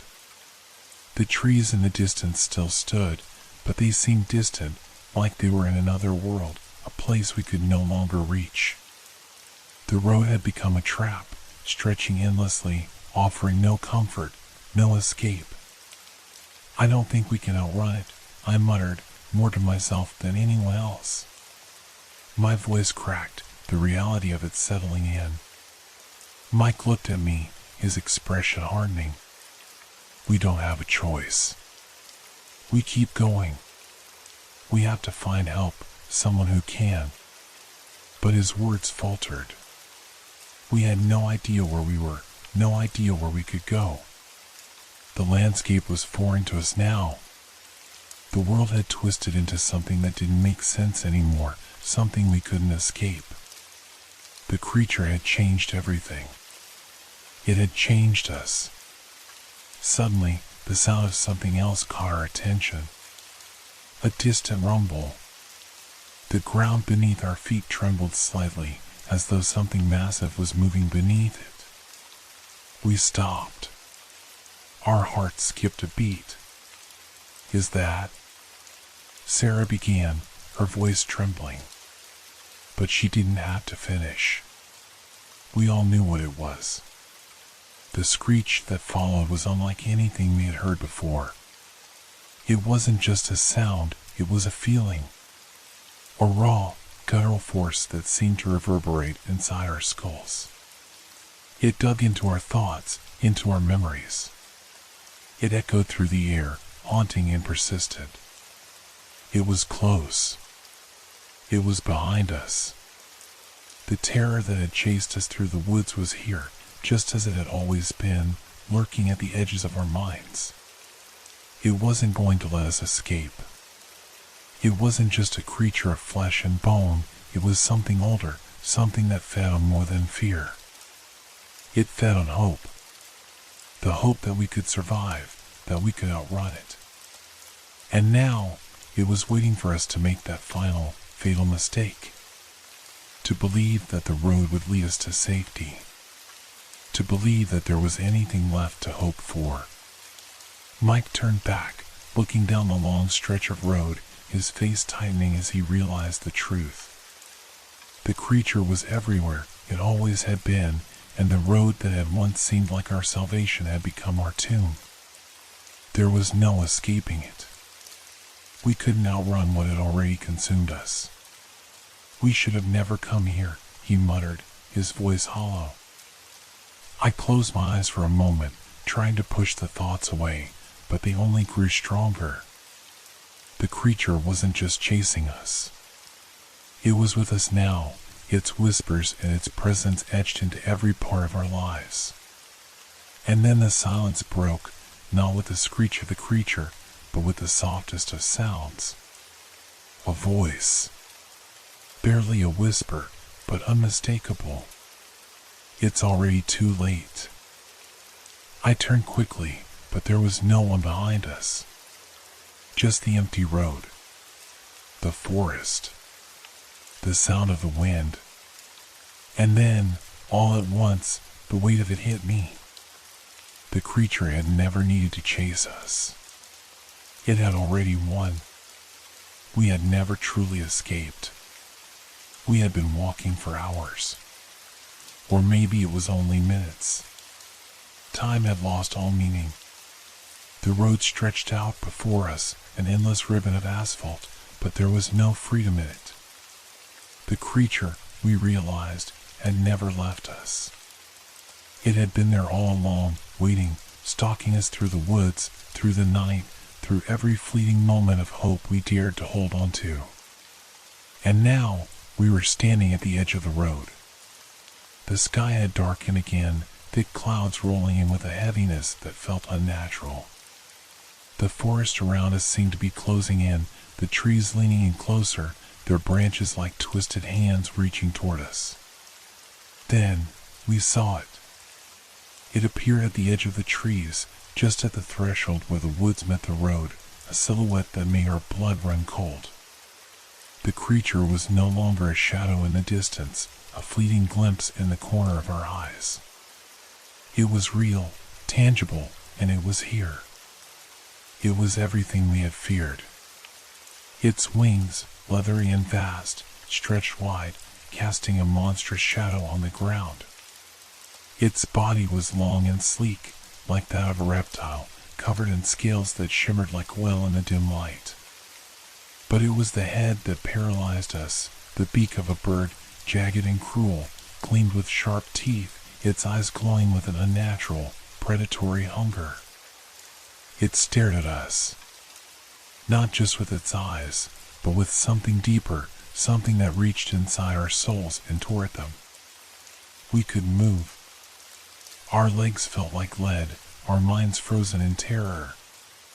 The world had narrowed to just us and that thing. The creature let out a screech, but it wasn't just a sound. It was a vibration, a pressure that filled the air, pushing against us from every direction. It was more than noise, it was fear itself, manifesting in the form of this thing. I wanted to scream, to run, but my body refused to obey. Sarah stood beside me, trembling, her face pale and wide-eyed with fear. Mike, too, seemed rooted to the spot, his eyes locked on the creature, as though he were seeing it for the first time, realizing with horror the full weight of the nightmare we were facing. For a moment, I thought maybe we had a chance, maybe it was toying with us, playing with our minds before it struck. But then it took a step forward, and the earth shook. The sound of its feet hitting the ground was like thunder, deep and bone-shaking. The trees around us groaned in protest, their branches twisting as if to pull away from its presence. And we were nothing. We were like prey, caught in a web too tight to escape. The creature moved closer, its wings flapping once, sending gusts of wind that made the trees tremble. The air became thick, as though something was pulling at it, stretching it out of shape. A horrible pressure built up around us, and then the whispers began. You can't escape. You never could. The voice was everywhere, surrounding us, crawling into our ears, into our minds. It wasn't the creature speaking, it was the fear, the terror that had been growing inside us all along. The creature was merely its vessel, the embodiment of every dark thought, every nightmare, every feeling of helplessness we had ever known. Sarah's breathing became erratic, her chest rising and falling as she tried to fight against the overwhelming sensation. But it was useless. The creature was in her mind now. It had gotten inside. Mike staggered back, his eyes wide with a mixture of disbelief and resignation. We're not going to make it, he whispered, his voice broken. We can't fight it. We can't outrun it anymore. And he was right. There was no escape. The creature, the terror, the fear, it had won. It had consumed us, little by little, until there was nothing left but this moment, this inevitability. I looked at my friends, at Sarah, at Mike, and I realized we were all in the same place now. There was no running. There was no fighting. The creature would take us one by one until we were all nothing more than whispers in the wind. The creature stepped closer still, its glowing eyes narrowing as it moved toward us. And in that final moment, I knew what was coming. It wasn't going to kill us right away. No. It was going to feed on our fear, on our hopelessness. It would make us suffer, make us break, until we were nothing but shadows, echoes in the air. You are mine now, it whispered, its voice deep, a horrible, guttural sound that made the hairs on my neck stand up. And you will never be free. And then the world went dark. The creature was closing in, its wings beating with a force that stirred the very air around us. We could feel the weight of its presence, pressing down on us, suffocating us. It was like we were trapped in a dream where every move we made only brought us closer to our doom. Our fear had become so palpable, so raw, that it was almost suffocating. It was feeding on us, growing stronger with every passing second. I could hear Sarah's shallow breaths beside me, her face twisted in terror, her hands trembling as she reached for something, anything, to defend herself. Mike was already gathering rocks from the ground, his hands shaking as he fumbled to pick up anything that could be used as a weapon. "Quick, get something," he shouted, his voice strained with panic. But what could we do? What could we possibly do against this nightmare? It wasn't just a creature. It was the embodiment of every primal fear, every shadow in the corner of the mind, every terror that lurked beneath the surface of the world. It wasn't something we could fight off. It wasn't something that could be killed. But we had to try. I grabbed a large stick, a piece of wood that had fallen from one of the trees. It was pathetic, but it was all I had. Sarah, shaking, picked up a rock and held it in front of her like a shield. Mike was already hurling rocks at the creature, his aim wild, desperate. The first rock missed. The second one bounced off the creature's leathery hide with an almost mocking thunk. The creature let out a deafening screech, the sound vibrating in my chest like a physical blow. It didn't flinch. It didn't care. It was beyond that.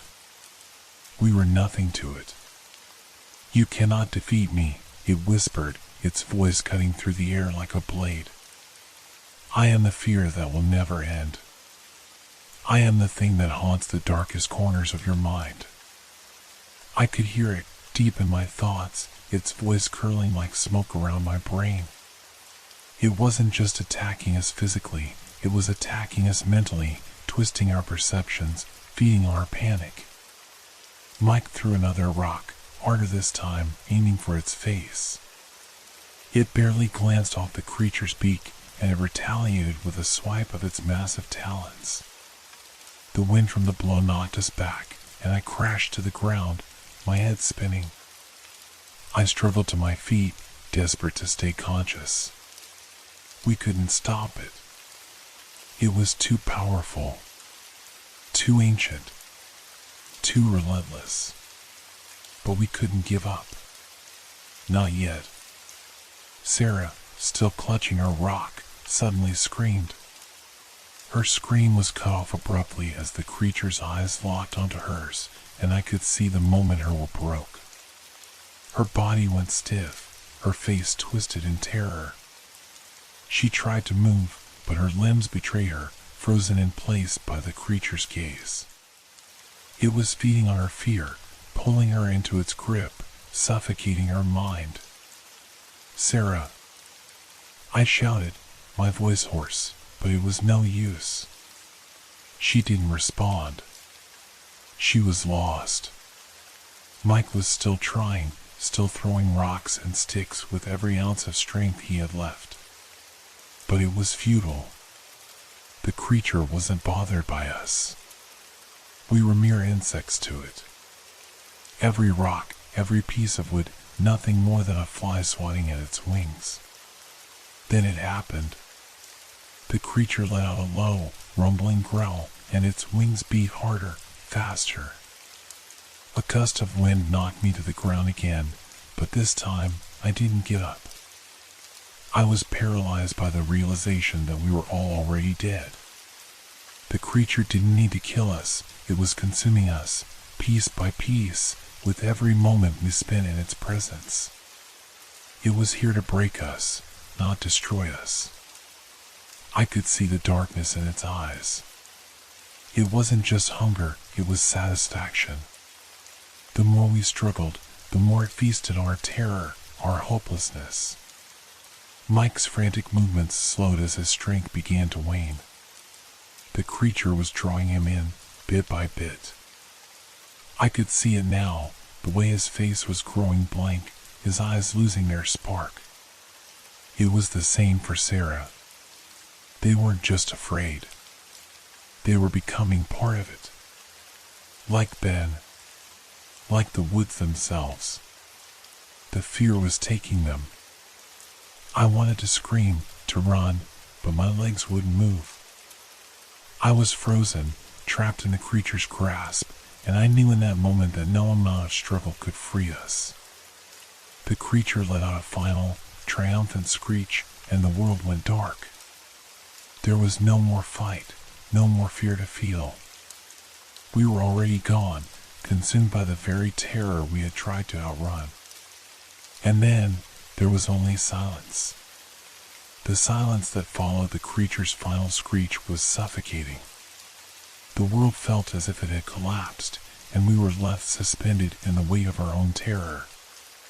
It was no longer a matter of fighting back, it was a matter of survival, but survival had already slipped from our grasp. The creature circled above us, its dark wings cutting through the night sky, blocking out the few stars that dared to shine. Its shadow stretched long over the earth, reaching for us even as we lay motionless, paralyzed by the dread that had completely overtaken us. Mike was the first to fall, his movements sluggish as if every part of him was being dragged into the creature's influence.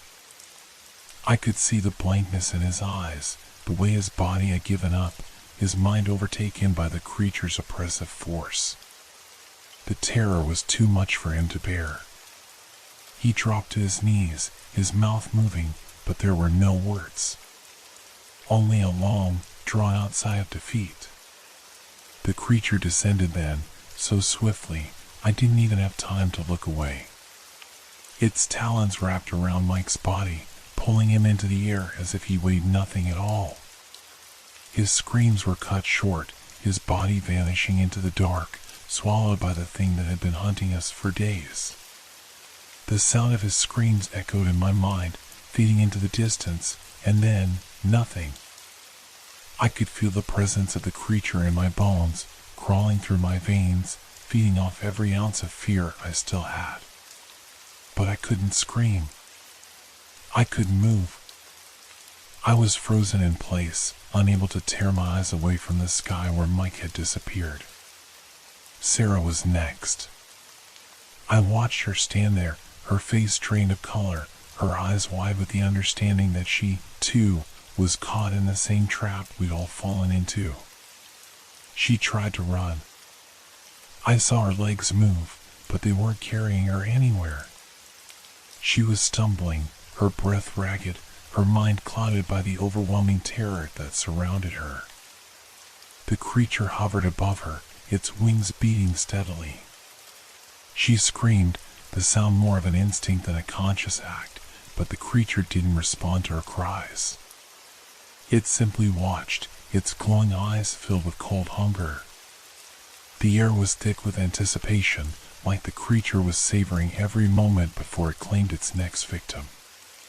Her scream was silenced in an instant, swallowed whole by the vast, empty sky as the creature swooped down on her. It was over in a heartbeat, one final, brutal strike, and then there was nothing left of Sarah but the dark, blood-stained ground. No sound. No movement. Just the faint whisper of the wind, carrying the echoes of her fear with it. I was alone now, just like Ben had been, just like Mike and Sarah had been. The terror was so overwhelming that I couldn't breathe. I couldn't think. The creature had already consumed all that we had been, our strength, our hope, our will to survive. I could feel its eyes on me. I could feel the hunger, the anticipation. It was toying with me now, savoring my fear, waiting for the moment when I would finally give in. I could almost hear its voice in my head, whispering the same words over and over, "You cannot escape. You will never escape." I stumbled back, my heart pounding so violently that I thought it might tear out my chest. The world around me blurred, and the ground beneath me felt unsteady, as though the earth itself was ready to swallow me whole. But there was no escape. The creature landed in front of me with a thud, its massive wings folding behind it, its beak glistening in the moonlight. Its eyes were full of malice and satisfaction, and for a moment it just stood there, looking at me as if it was waiting for me to acknowledge the inevitable. I wanted to fight. I wanted to scream. I wanted to run. but my body wouldn't obey. It was like the creature had drained all the life from me, leaving me nothing but a shell of a person. And then, as the creature took a step closer, I realized something. I wasn't meant to survive this. This wasn't just about escaping. It was about the creature feeding, growing stronger with each of us it consumed. It was about breaking us, piece by piece, until there was nothing left but despair. The creature didn't just hunt for food. It hunted for fear, for the essence of life itself, and we had given it everything. The last thing I saw before the world went black was the creature's face, twisted in a grotesque smile. Its eyes gleamed with a sickening sense of satisfaction, knowing that it had won. And then, there was only the darkness. The darkness was closing in around me, suffocating me with its weight, but there was still a flicker of clarity, just enough to realize something I hadn't understood before. The creature's victory wasn't simply in its brutal strength, in its terrifying presence. No, it was something far worse. As the final moments dragged on and the creature loomed ever closer, I could feel its presence seeping into my mind, twisting my thoughts. There was a subtle shift in the air, an odd stillness that wasn't just physical. It was something deeper, something hidden in the space between thoughts. I had always believed the creature fed on fear. And it did, I now knew, but not in the way I had thought. The fear had been just the beginning. The real horror, the real source of its power, was something far more insidious. The creature was feeding our minds on the very remnants of our thoughts. I felt it then, in my own head, like a slow, gnawing presence, chewing at the edges of my thoughts, fragmenting them, twisting them into nightmares. The creature had already begun to blur the line between reality and madness, and the worst part was that I hadn't even realized how much of my mind it had consumed until it was almost too late. It had been working us, piece by piece, from the moment we had set foot in this cursed place. The constant whispers in the wind, the fleeting shadows at the edge of our vision, it wasn't just our fear, it was our sanity, too. The creature didn't just lurk in the physical world, it had been creeping into our very minds, driving us further from what we knew as reality. I remembered Ben, his wild mutterings when he first returned to the cabin. He had been trying to make sense of something, but the creature had already taken so much of him that nothing made sense anymore. His fractured thoughts had been slowly torn apart, twisted into madness, until he was just a shell. And now, it was my turn. The creature's eyes glowed brighter in the darkness, and the sound of its wings was deafening. But there was more than just the sound. There was a voice, a low, guttural whisper, almost familiar, like it was coming from the deepest parts of my own mind. "It's too late now. You're already mine." The voice was mine. But it wasn't. The truth hit me like a blow to the chest. The creature had been feeding on us for far longer than we realized. Not just on our fear, but on the very essence of our thoughts, our memories, and our sanity. Every moment of confusion, every irrational fear, every time we doubted ourselves or the reality around us, it had been the creature's doing. It had been eroding our minds, turning us against ourselves, until we were no longer in control. Our thoughts had become its prey, just as much as our flesh had. I could feel it now, those dark corners of my mind that had once been safe, now crawling with something alien. The creature's influence was deeper than anything I had imagined. It had reached into the very fabric of our being, feeding on the remnants of who we were. Our doubts, our fears, our inner struggles, all of it had been a feast for the creature, and it had been growing stronger with every passing moment. I wanted to scream, to fight, but my thoughts were already unraveling. I was losing myself, piece by piece, to something far worse than death. The creature didn't just want us dead, it wanted our minds, our very essence, to wither and break. And in the end, there would be nothing left of us at all. The creature's figure loomed closer, its massive form blocking out the moonlight. The last flickers of rational thought were fading from my mind, swallowed up by the horror that stood before me. It would be over soon. It had already won. "You belong to me," the creature whispered again, its voice now a familiar, almost comforting presence in my mind, as if it had always been there. "There is no escape." And then, as the last shred of my sanity was ripped away, I understood the final truth. The creature had never been hunting us in the way we thought. It hadn't been stalking our bodies, it hadn't been seeking us for nourishment. No, it had been haunting our minds, feeding off our very consciousness, until there was nothing left to consume but the empty husk of our physical selves. And now, as I collapsed into darkness, I realized I was no longer me. I was just another thought, just another whisper in the wind, feeding the demon that had consumed us all. The last thing I heard before the darkness swallowed me whole was the creature's voice, calm and triumphant. The fear was just the beginning. "Now, I have everything." The hunt was over. The creature was gone, its presence slipping into the night like a shadow fading into the depths of the earth. It had taken what it needed, the fear, the despair, the minds of its victims. And now, there was nothing left but silence. For a moment, there was nothing but stillness. The wind had stopped, the air heavy with a tension that refused to lift. No wings beat in the distance. No whispers echoed in the woods. The world had stilled, as though the very earth itself was holding its breath, waiting for something that would never come. I stood in the middle of the road, my body trembling, but there was no longer any strength in my limbs. The weight of what had happened pressed down on me, suffocating me in its silence. The others were gone. The creature had picked them off one by one, their screams fading into the night like echoes of a world that had never truly existed. I had survived, but survival had come at a terrible cost.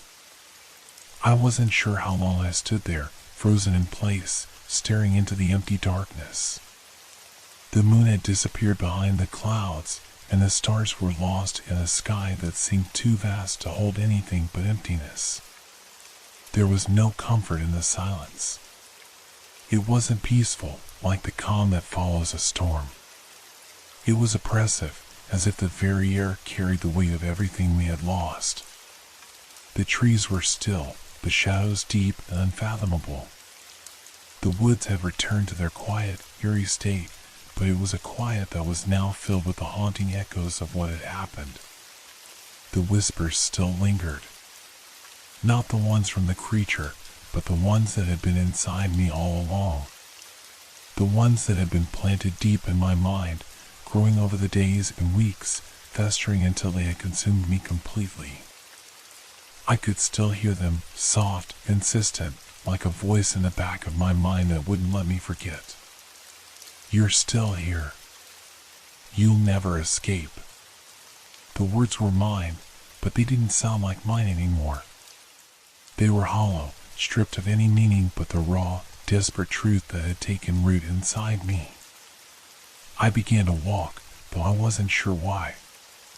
The road stretched on endlessly, but it was no longer a path to freedom. It was a loop, a never-ending cycle that I would never escape. The creature had left, but it hadn't truly gone. Its influence was still with me, clinging to the edges of my thoughts, seeping into the spaces where the creature had once been. I tried to run. I tried to find something to hold on to convince myself that there was still a way out. But the silence was too loud, too suffocating. It was like a constant pressure on my chest, a reminder that I was still trapped in a nightmare that had no end. The world had returned to normal, at least on the surface. The stars above, the wind that had resumed its slow, mournful movement, the distant rustle of the trees, it all looked the same as it had before.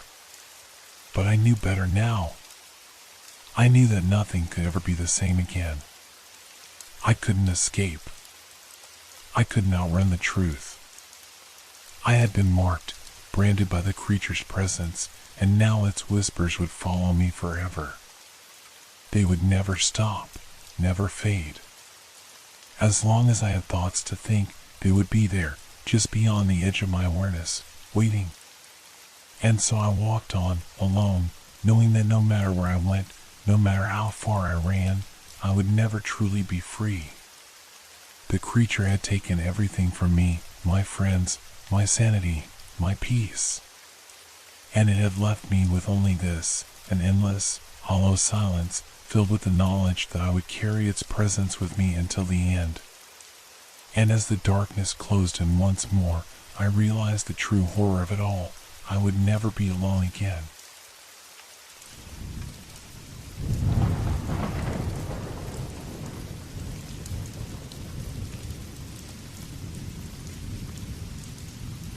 Hope your dreams are filled with fear. Good night.